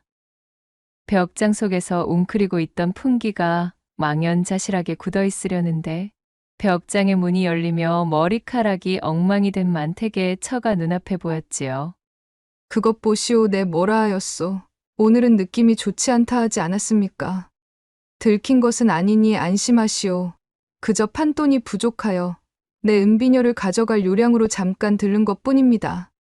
그제야 풍기는 깊은 안도의 한숨을 내쉬며 벽장에서 빠져나왔습니다. 간신히 목숨을 건진 풍기는 오입의 생각도 접은 채 흐느적거리는 걸음으로 돌아갔지요. 대대로 내려온 문전옥답을 꿰찬 덕에 한량처럼 먹고 놀아도 다행히 배는 골치 않는 팔자였으나 오입과 노름으로 오랜 기간 다진 풍기의 삶은 그리 부러운 것이 되지는 못했습니다. 한바탕 낭패를 볼 뻔한 위험을 피하고 집으로 돌아가는 길, 바람이 차갑게 옷깃을 스치고 지나갔습니다. 풍기는 산자락의 험한 능선을 따라 천천히 걸음을 옮겼지요. 발걸음이 꽤나 무거웠어요. 풍기 스스로도 자신의 삶이 마치 끊어진 실타래처럼 엉망진창으로 엉켜 있음을 알고 있었습니다. 이대로는 아니 되겠구나. 더 이상 이렇게 살아가다가는 객사하거나 맞아 죽거나 둘 중 하나일 게다. 어찌 이리 벼랑 끝에 매달린 기분으로 하루하루 기약 없이 추락하기만 하겠는가. 풍기는 어쩌면 벽장 안에서 쪼그린 채 알몸으로 부들부들 떨었던 그 경험이 하늘이 내려준 마지막 기회라는 생각이 들었습니다. 통안에 한숨을 내쉰 풍기는 결연한 표정으로 주먹을 불끈 쥐었어요. 용하다는 점쟁이인 수룡골의 마소경을 찾아가기로 결심했지요. 앞을 보지 못하는 마소경은 장안에서 소문난 점쟁이였습니다. 주역을 통달하여 사람의 앞날을 기가 막히게 잘 맞힌다는 풍문이 대단했지요. 그 유명세에 한양서부터 마소경을 찾아오는 손님으로 골목을 가득 메울 지경이었습니다. 마소경은 그렇게 들어오는 복채를 차곡차곡 쌓아뒀다가 골목 아래 대로변에 그럴듯한 기와집을 한 채 지어 전보는 장소를 새 집으로 옮긴 터였지요. 내 여기서 마소경의 고견을 들어본 뒤 내 인생의 새 출발을 꿈꿔보리다. 마소경의 집에 도착하자 예상대로 골목길은 사람들로 북적였습니다. 모두들 자신의 운명을 알고 싶어하는 간절한 마음을 품고 있었지요. 그들의 얼굴에는 모두들 저마다의 기대와 불안이 교차하고 있었습니다. 한참 동안이나 기다린 끝에 드디어 풍기의 차례가 되어 집 안에 들어서게 되었어요. 집 안의 모습은 밖과는 달리 의외로 깔끔하게 정돈되어 있었습니다. 향긋한 차 향기가 은은하게 퍼져나왔고 모습을 드러낸 마소경은 예상과는 달리 평온한 표정으로 풍기를 맞이했습니다. 마소경의 눈은 보이지 않았지만 어쩐지 마음을 꿰뚫어 보는 듯한 날카로운 시선이 느껴지는 것이 몹시도 신기했지요. 네, 내가 말이오. 그러니까 우리 점쟁이 양반에게 묻고 싶은 것이 있어. 이미 알고 있소이다. 턱 보니 그대는 노름판을 기웃대는 오입쟁이시구려. 아, 아니 어찌 아셨소? 점쟁이가 그것도 모르면 남의 팔자에 입을 얹으며 밥이나 먹고 살겠소이까? 첫인상부터 엄청난 신뢰감을 뿜어내는 마소경의 위엄에 풍기는 훈장 앞에 학동마냥 떨리는 목소리로 자신이 걸어온 삶을 낱낱이 고했습니다. 마소경은 조용히 풍기의 이야기를 듣더니 천천히 입을 열었지요. 거 지금처럼 질질 끌고 가다가는 서슬 시퍼런 낫에 그 목이 날아갈 팔자요. 목이 말이오? 마소경이 차분하게 일갈하자 풍기의 가슴이 철렁 내려앉는 듯 했습니다. 지금이라도 빨리 손을 끊겠다 작심한 것은 하늘이 준 기회와도 같소이다. 당신뿐만 아니라 당신의 오입 상대인 그 여자 목숨도 풍전등화와 다를 바가 없구만 그래. 노름이야, 뭐 어찌하든 그것은 당신의 자유이오만 이 시간 이후로는 오인만큼은 반드시 끊어야 할 것이오. 그렇지 않으면 이번에 운이 좋아 목이 날아가지 않는다 하더라도 나중에 혀를 빼물고 쓰러질 팔자라 이 말이여. 그것이 참말이란 말입니까? 아, 알겠소이다. 내 당장 모든 것을 관두겠소. 잘 생각하셨소이다. 자고로 꼬리는 길면 무조건 밟히게 되어 있소이다. 풍기는 마소경의 점괘를 따르기로 했습니다. 목이 달아난다니 제 아무리 짜릿함을 쫓아온 인생이라지만 목숨보다 더 중요한 것은 아니었으니까요. 그렇게 풍기가 복채를 건네고 일어서려는 그 찰나 문간에서 마소경의 아내가 점심상을 이고 들어오는 것이었습니다. 아, 아니, 순간 풍기의 몸은 묘한 열기와 황홀감에 달아올라 버렸어요.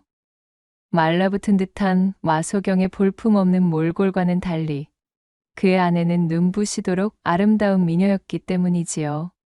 젊고 싱그럽고 매혹적이기까지 한 그녀의 아름다움은 방금 전까지 굳은 결심을 하며 일어섰던 풍기의 마음속 빗장을 그 즉시 박살내버렸습니다. 잔잔한 호수에 던진 묵직한 돌멩이 덕에 세찬 물결을 내며 퍼져나가는 파문 마냥 작심삼일도 아닌 작심삼초의 불청객이 되어 풍기를 함락시키고 말았습니다. 대체 신을 넘긴 것으로 보이는 저 볼품없는 마소경이 어떻게 저런 아름다운 여인을 아내로 맞이한 것인가? 풍기는 그 의문에 사로잡혀 입을 벌린 채 그녀를 바라보았지요. 헌데 풍기의 눈길을 알아차린 마소경의 아내 역시 낌새가 남달랐어요. 허우대가 멀쩡한 풍기의 시선이 싫지만은 않다는 듯 눈을 흘기며 야릇한 새끼를 내뿜기 시작했습니다. 그럼 서방님, 식사부터 하신 다음 손님 받으셔요. 던지듯 한마디를 뱉으며 풍기를 바라보는 그녀의 눈은 기이한 빛으로 반짝이고 있었습니다. 그리고 그 눈빛에는 외려 풍기의 시선을 오랫동안 즐기며 담아두는 듯한 교태로움마저 들어있었어요. 풍기의 숨이 가빠졌습니다. 억누르기 위해 다짐했던 제 속의 욕망이 그녀의 아름다움 앞에서는 무용지물이 되어 폭발할 듯 했지요. 마소경의 색시는 풍기의 시선을 전혀 개의치 않는 듯 차분하게 점심상을 방 안으로 가져갔습니다. 그녀의 움직임 하나하나에서 숨길 수 없는 매력이 흘러나왔습니다. 걸음에 맞춰 살짝 흔들리는 허리와 둔부, 그 모든 광경은 풍기의 뇌리와 정신을 강렬하게 간지럽히고 있었지요. 이미 마소경의 점괘를 따르겠다는 생각은 저 멀리 사라진 이유였습니다. 이대로 돌아선다면 풍기는 두고두고 후회를 할 것만 같은 기분이었지요. 결국 마소경의 점집을 나온 풍기는 골목 어귀에 몸을 숨겼습니다. 그리고 마소경의 색시가 점심상을 이고 수령골 골목길을 오르는 모습을 지켜본 뒤 몰래 뒤따라갔습니다. 뒤에서 바라보는 그녀의 발걸음은 너무도 가벼웠고 또한 매혹적인 곡선으로 흔들리는 둔부 역시 풍기의 가슴을 아찔하게 옥죄고 있었답니다. 그녀가 살림집 때문에 들어서는 순간 풍기는 그녀의 뒤를 따라 바짝 들어섰습니다. 그리고 재빨리 한 손으로는 그녀의 입을 틀어막고 다른 손으로는 그녀의 머리에 인 점심상을 잡았지요. 소리치지 마시오. 내가 당신의 눈빛을 오해했다면 이 즉시 나는 뒤돌아 나가겠소. 허나 그것이 아니라면 그대 역시 나와 같은 마음을 품고서 나를 바라보셨다면 천천히 고개만 끄덕여 주시면 돼요. 뒤는 나에게 맡기시고 말이오. 순식간에 일어난 일에 마소경 색시의 눈동자가 휘둥그레져 있었습니다. 그녀의 몸에서 풍겨나오는 달콤한 향기는 풍기의 감각을 마비시키고 있었지요. 입이 막힌 색시는 몸부림을 칠 생각도 하지 않은 채 천천히 고개를 끄덕였습니다. 초로의 소경에게 시집와 재미라고는 맛보지 못했던 색시 역시 두 눈을 질끈 감으며 모든 것을 허하겠다는 눈치였지요. 그렇게 대문을 잠그고 문간에 선 채 풍기는 그녀의 속치마를 걷어 올리고 고쟁이를 벌리고 말았습니다. 그의 머릿속엔 개과천선의 결심 따위는 이미 지워진 지 오래였어요. 그리하여 한참의 시간이 지난 뒤 싱글벙글 회심의 미소를 지으며 살림집에서 내려오던 풍기는 이내 자신이 저지른 행동을 후회해 보았으나 때는 늦었지요. 용하기로 이름 높은 점쟁이의 아내와 오입을 저지르고 말았으니 점쟁이의 말대로 하늘이 자신을 가만두지 않을 것만 같은 느낌이 들었습니다. 이대로는 도저히 집으로 돌아갈 수 없었던 풍기는 마소경의 점집으로 다시 발길을 돌렸습니다. 으잉, 아니, 왜 또 오시었소? 아직도 뭐 물어볼 것이 남은 게요? 대문을 들어서며 나타난 풍기의 재등장에 마소경이 의아한 목소리로 물었지요. 풍기는 떨리는 목소리로 물었습니다. 저 선생, 네 뭐 하나만 더 물어보려 합니다. 제가 그러니까 저기, 아, 물어보시오. 뭔데 그러시오? 그러니깐 그것이 제가 그의 아내와 함께 한 일을 그녀의 남편이 알게 되겠습니까? 풍기의 말에 또다시 진중히 사주를 짚어보던 마소경. 헌데 일승 그의 얼굴이 창백해지더니 이내 고함을 빽 지르는 것이었지요. 아니, 이게 대체 무슨 일이요? 아까 내게 점을 볼 때까지만 하여도 당신과 그 짓을 저지른 여편네의 남편은 여기와는 엄청 멀리 떨어진 곳에 있었거늘 지금은 웬일인지 잠깐 사이에 그 본서방이 바로 이 근처에 있다고 맥이 짚히는구만. 당신, 그자에게 들키지 않으려면 서둘러 도망치는 것이 좋겠소. 세상에나 이럴 수가요. 말 그대로 용하디 용한 점쟁이 마소경의 말에 풍기는 뒷덜미에 소름이 돋는 기분이었지요. 아까 전 점을 볼 때는 만택에 처와 버린 일에 대해 물은 것이었으나 지금 점을 본 것은 바로 마소경의 처와 버린 일에 대해 물은 것이었으니까요. 물론 마소경의 재주가 그것이 자신의 아내였다는 것까지 알아낸 것은 아니었지만 말이지요. 아, 알겠소. 고맙소이다. 선생, 부디 잘 계시오. 풍기는 마소경의 말이 끝나기가 무섭게 복채를 집어던지다시피 치르고는 뒤도 돌아보지 않고 대문을 나서 36개를 놓았습니다.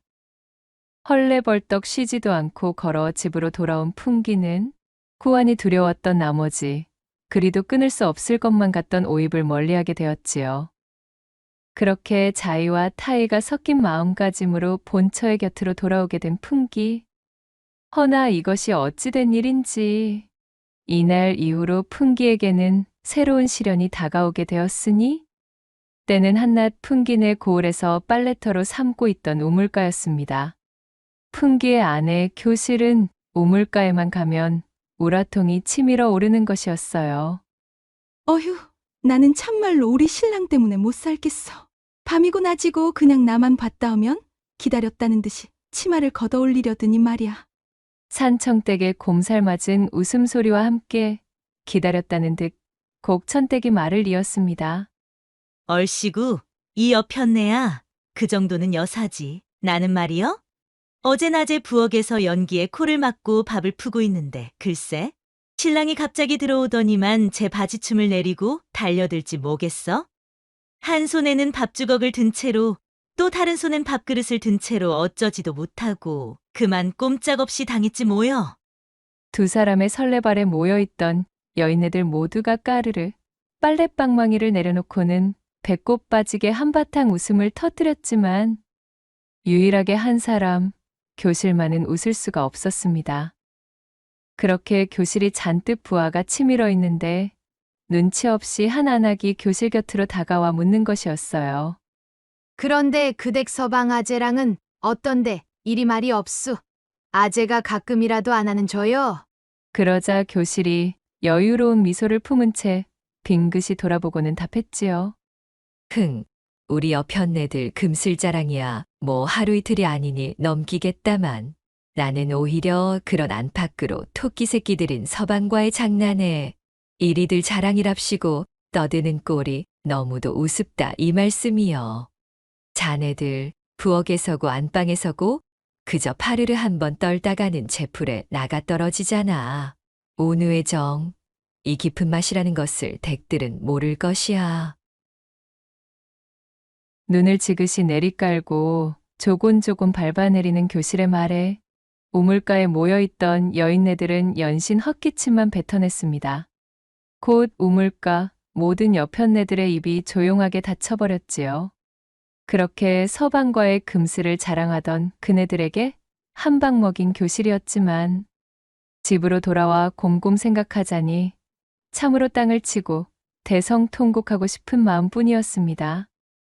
허우대 멀쩡하고 이목구비 뛰어난 신랑 풍기한테 시집가는 날만 하더라도 그저 모두가 부러워하며 축하해 주었건만 막상 시집을 와보니 신랑이란 작자는 물려받은 문전옥답을 야금야금 팔아먹고 허구한 날 투전판과 여염집을 들락날락하며 노름과 오입에만 혼을 쏟는 통에 제대로 된 합판 한번 치러본 지가 언제인지 기억조차 나지 않았으니까요. 어이구, 내 팔자야, 정말! 게다가 얼마 전에는 무슨 바람이 불었는지 하루 일과처럼 해오던 투전판 발길조차 깔끔하게 끊어버리고는 내내 집안에 틀어박혀 책 나부랭이만 들여다보는 것이 아니겠어요. 나가돌 때야 그저 그러려니 하고 넘겼지만 서방이 저리도 집구석에 틀어박혀 있음에도 아내인 자신 보기를 돌같이 하고 있으니 참으로 죽을 맛이었지요. 그것이 오히려 교실의 애간장을 더욱 태우고 있었습니다. 풍기는 별채의 사랑방에 기거하며 참모가 하루세끼 날라주는 밥상만 야금야금 비우고 있었습니다. 달이 훤히 뜬 밤이 되어도 교실이 기거하는 안방에는 건너올 생각조차 않는 것이었어요. 어떤 때는 사나흘 동안 한 집에 있는 신랑의 얼굴조차 한번 못 볼 때도 있었습니다. 신혼 초에는 그래도 가뭄에 콩나듯한 터울로 안아주는 신용이라도 하더니만 어디 점쟁이인지 뭔지를 만나고 온 다음부터는 아예 본체만 채였지요. 그렇다고 하여 교실이 문제가 있는 여인도 아니었습니다. 그녀의 처녀 시절도 고을에서 소문난 조신한 미인이었고 지금 역시도 그때의 미색은 조금도 빛바래지 않은 단아함을 뽐내고 있었습니다. 오히려 세월이 가져다준 곱고도 부드러운 육덕이 무르익어 층기가 온몸에서 풍기고 있을 지경이었어요. 차라리 투전판을 싸돌아다니며 헛짓거리를 하고 다닐 때가 더 나았구먼. 없어서 안 하는 것과 있으면서도 못하는 것은 천지차이 아니겠는가? 그렇게 교실의 한숨 소리가 달밤의 담장을 넘어 하늘까지 닿고 있었습니다. 그러던 어느 날이었어요. 고을마다 방문하여 이것저것을 선보이던 박물 장수가 교실의 고을까지 찾아들었습니다. 자, 우리 마님께서 혹하실 물건이 잔뜩 기다리고 있으니 어디 한번 천천히 구경이나 해보시죠. 박물고리짝을 열어놓고 거울이며 놀이개, 팔찌 등등 아녀자들이 혹할 물건들을 질비하게 펼쳐 보인 박물 장수가 제 흥에 겨운 가락을 뽑으며 교실의 혼을 빼놓고 있었습니다. 이것저것 둘러보던 교실은 고리짝 안쪽 제일 구석에 처박혀 있던 비단 주머니를 발견했지요. 아니, 이 주머니는 무엇이오? 비단 주머니를 덥석 집어 올리며 교실이 물었습니다. 응? 어허, 마님. 그것은 마님과는 인연이 없는 물건이라 이 말씀입죠.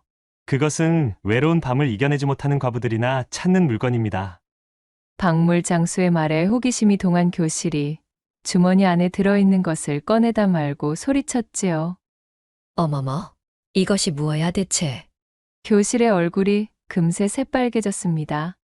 그것은 다름 아닌 나무로 갈고 닦아 만든 남근 형상의 목신이었으니까요. 저 이복에 내 이것을 사겠네. 대신 이것은 다른 집에는 꼭 비밀로 해주시게. 예? 아니, 이것을 사신단 말이십니까요? 교실이 그 물건을 싸자 박물 장수가 의아한 눈빛으로 바라보며 물었어요. 물론 저야 물건을 팔면야 그만입니다마는 어찌. 긴 말은 필요 없고 내 넉넉히 줄 터이니 비밀 엄수나 부탁하겠네. 교실은 박물 장수에 의한 시선을 온몸으로 견디며 눈을 감고 말았습니다. 그 시선은 마치 그녀의 속마음을 꿰뚫어 보는 듯했고 동시에 어쩐지 측은지심을 품고 있는 기분마저 들었지요. 목신을 쥔 손의 선 힘줄이 그녀의 절망을 고스란히 드러내는 증자처럼 보였습니다. 박물 장수가 돌아간 그날 밤, 차가운 바람이 그녀의 마른 뺨을 스치자 교실은 결국 참았던 눈물 한 줄기가 주르륵 흐르고 말았어요. 대체 내가 어쩌다가 이 지경까지 되었는가? 박물 장수가 나를 바라보는 그 눈빛이 뇌리에서 잊히지를 않는구나. 아마도 제 지아비에게 버림받은 한심하기 짝이 없는 여편네라 생각했을 테지. 내 차라리 이런 집안이 아닌 힘이라도 튼실한 농사꾼한테나 시집을 갈 것을. 이런 생각 저런 생각에 울분을 사기며 뒤척이던 교실은 이내 어금니를 꽉 깨물고 다짐했지요. 이대로 가만히 있을 수만은 없다. 무슨 수를 쓰더라도 써야지. 그냥 두었다가는 우리의 혼인 생활은 끝장이 나고 말게야. 그렇게 이튿날이 훌쩍 지나게 되었습니다. 해가 저물자마자 교실은 부엌 아궁이 앞에서 장작이 타들어가는 소리를 들으며 분주하게 밤을 준비하고 있었습니다. 따뜻한 물에 몸을 담그고 정성스레 몸을 씻은 뒤 물에 비친 자신의 모습이 낯설 정도로 아름다운 것을 확인하고는 만족감에 고개를 끄덕였지요. 얼굴에 차분하게 분을 바르고 머리카락에 동백기름을 바르는 그녀의 손길엔 대단한 결심이 서려 있는 듯 보였습니다. 그렇게 치장을 마친 교실은 간단한 술상을 차려 사랑방으로 들어섰지요. 그럼 잠시 들어가겠습니다. 아니 부인, 이 시간에 사랑방에는 어인일로. 풍기는 방 안으로 들어서는 교실의 모습을 보고 눈이 휘둥그레졌습니다. 부인, 오늘따라 어찌 그리 곱게 단장을 하셨소이까? 평소와는 사뭇 다른 교실의 아리따운 모습에 풍기는 당황한 기색이 역력했습니다. 교실은 애써 미소를 지으며 대답했어요. 참으로 짓궂으십니다. 오늘따라라니요. 저는 늘 오늘처럼 고운 모습이었습니다. 그저 서방님께서 관심이 없으셨던 게지요. 허니 오늘만큼은 소첩에게 특별한 날이 될 수 있도록 부디 힘을 보태 주시옵소서. 교실의 목소리는 잔잔하게 떨리고 있었지만 그 눈빛만큼은 결연하기 그지없었지요. 그렇게 그녀가 풍기 곁으로 다가서 술상을 올린 뒤 술 한 잔을 따라 풍기에게 내밀었습니다. 지금까지 밖에서 무슨 짓을 하고 다니던 잔소리 한 번 없었던 착하디 착한 아내였기에 내심 풍기의 마음 깊은 곳에는 죄책감이 깃들어 있었습니다. 그간은 바깥으로 놔두느라 아내의 자색을 신경 쓰지 못했고 제 버릇을 고쳐놓겠다며 점쟁이 마소경을 찾아서는 그의 젊은 색시와 그 집까지 버린 전적이 있으니 마지막 양심이라는 것이 남아있던 풍기는 어쩐지 면목이 서지 않아 제 부인을 품지 못한 것이었어요.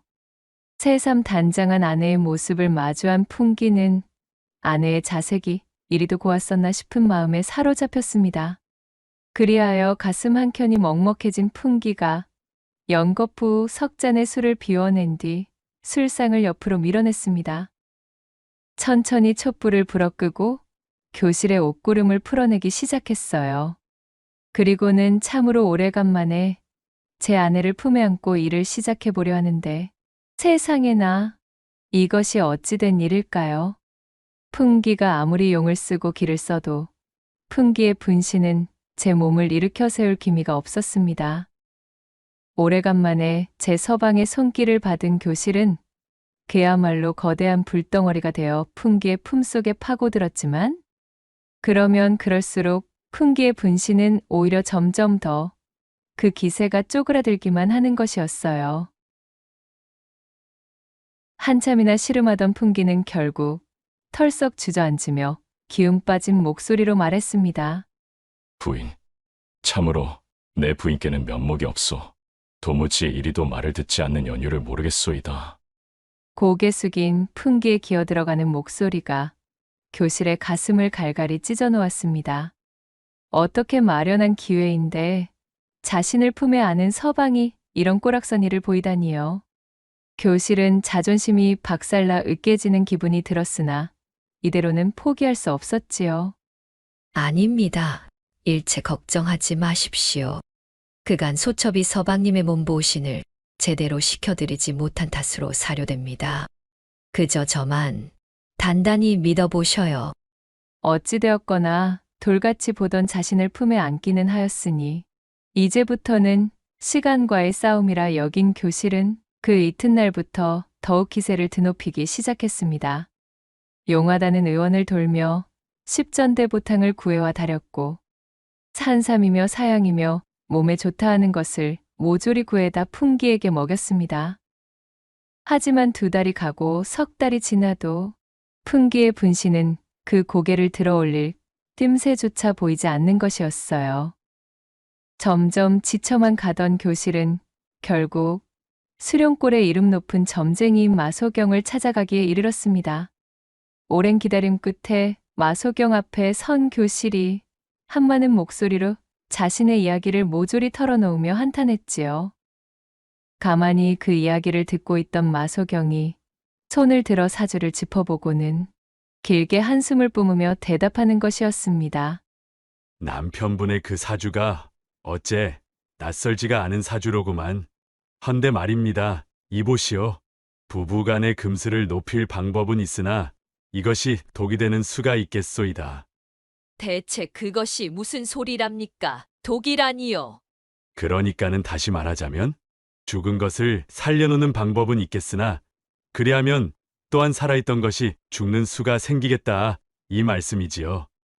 뜬구름을 잡는 소리를 늘어놓는 마소경의 점괘에 교실은 눈썹을 찌푸리며 품속에 안고 있던 묵직한 전대를 꺼내 마소경 앞에 던져놓으며 대꾸했습니다. 죽은 것을 살려놓지 않으면 내가 한이 쌓여 당장에 죽을 판이오 지금. 가타부타 마시고 나도 더 이상은 기다릴 수가 없으니 방법이나 좀 일러주시구려. 두 눈 멀쩡히 뜨고 있는 남편을 두고 내가 아주 생과부가 따로 없다 이 말이오. 마소경은 손을 뻗어 교실이 던져놓은 전대를 더듬더듬 만져보았습니다.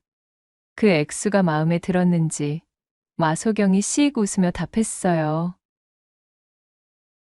그러하시다면 네 알려드리지요. 조만간에 마님을 찾아올 귀인, 아니 귀인이라 볼 수는 없겠고 아무튼 손님이 찾아올 것이오. 그 손님이 마님에게 필요한 것을 쥐고 있겠구먼. 아마도 그자에게서 답을 구하실 수 있을 겁니다. 그것이 끝이오? 예, 그렇습지요. 그리하시면 원하는 바를 이루게 되실 겁니다. 교실이 고개를 갸웃하며 반신반의의 태도를 보이자 마소경이 근엄한 목소리로 한마디를 덧붙였어요. 그러나 마님, 그 뒤에 생기는 일에 대해서는 결코 저는 책임지지 않겠소이다. 그럼 살펴가시오. 그렇게 마소경에게 점괘를 듣고 집으로 돌아온 교실은 싱숭생숭한 마음으로 마소경이 말한 손님을 기다리게 되었지요. 그러던 중 일전의 박물장수가 다시 교실을 찾아와 대문을 두드렸습니다. 박물장수는 박물고리 짝을 내려놓자마자 교실에게 귓속말을 하는 것이었어요. 마님, 다름이 아니오라. 이번에야말로 마님께서 혹하실 만한 물건이 있습지요. 그것이 무엇인가? 그때 목신을 사실 때 제가 이미 짐작을 하지 않았겠습니까? 그러더니 박물장수는 품속에서 슥 주머니 하나를 꺼내어 들어 보였어요. 자, 이 환약으로다가 말씀을 드려보자면은 저 재물포를 드나드는 상인들에게 아주 어렵게 구한 물건으로 삼지구엽초, 즉 음양곽이라 불리우는 것입니다요. 십전대보탕도 살려주지 못하는 것을 요놈은 살려준다지 뭡니까? 교실의 두 눈이 빠르게 커졌고 그녀는 곧 점쟁이 마소경의 점괘를 되뇌었습니다. 앞뒤 잴 필요도 없이 자신이 기다리던 손님이 바로 이 박물장수임을 알아차렸고 그녀는 웃돈을 주고 음양곽을 몽땅 구매하였어요. 대망의 그날 저녁 교실의 말을 듣고 음양곽 한 움큼을 털어넣은 풍기는 그야말로 단단한 돌덩어리로 변해버린 제 분신을 내려다보며 놀라움을 금치 못했습니다. 그렇게 날이 밝을 때까지 몇 차례나 이어진 합판은 교실을 거의 실신시킬 지경에 이르렀지요. 교실은 행복의 겨운가락을 잔뜩 뿜어내며 이제서야 온우의 참맛에 눈을 뜨게 되었음에 기쁨을 감추지 못했습니다. 이후로도 두 사람은 음양곽을 이용한 합판의 밤을 장렬하게 불태웠고 달포가 지난 어느 날 밤 어느새 마지막 한 줌이 남은 음양곽을 입안에 털어넣은 풍기는 또 한 번 교실을 기절시키고 나서 어쩐지 가슴이 답답하다며 교실의 목덜미에 고개를 푹 파묻었지요. 서방님, 어찌 괜찮으십니까? 허나 풍기는 대답이 없었습니다. 점쟁이 마소경의 말대로 혀를 길게 빼물고 그는 그렇게 교실에 위에서 복상사를 당하고 말았어요. 아닌 밤중에 홍두깨를 두드려 맞은 교실 역시 불러도 대답 없는 남편 풍기를 끌어안고 통곡하며 소리쳤습니다. 죽은 것을 살려놓으면 살아있던 것이 죽는다는 점괘가 이런 뜻인 줄은 몰랐다면서 말이지요. 그날 밤 깊게 무르익어가던 밤하늘은 그렇게 교실의 대성통곡으로 잔뜩 채워져만 갔더라는 후문이 옵니다. 낭독해드린 이야기가 마음에 드셨다면 구독과 좋아요, 댓글로 야담상회를 응원해 주셔요. 늘 잊지 않고 야담상회를 찾아주시는 마님과 선비님들 시청해 주셔서 참으로 감사하옵니다.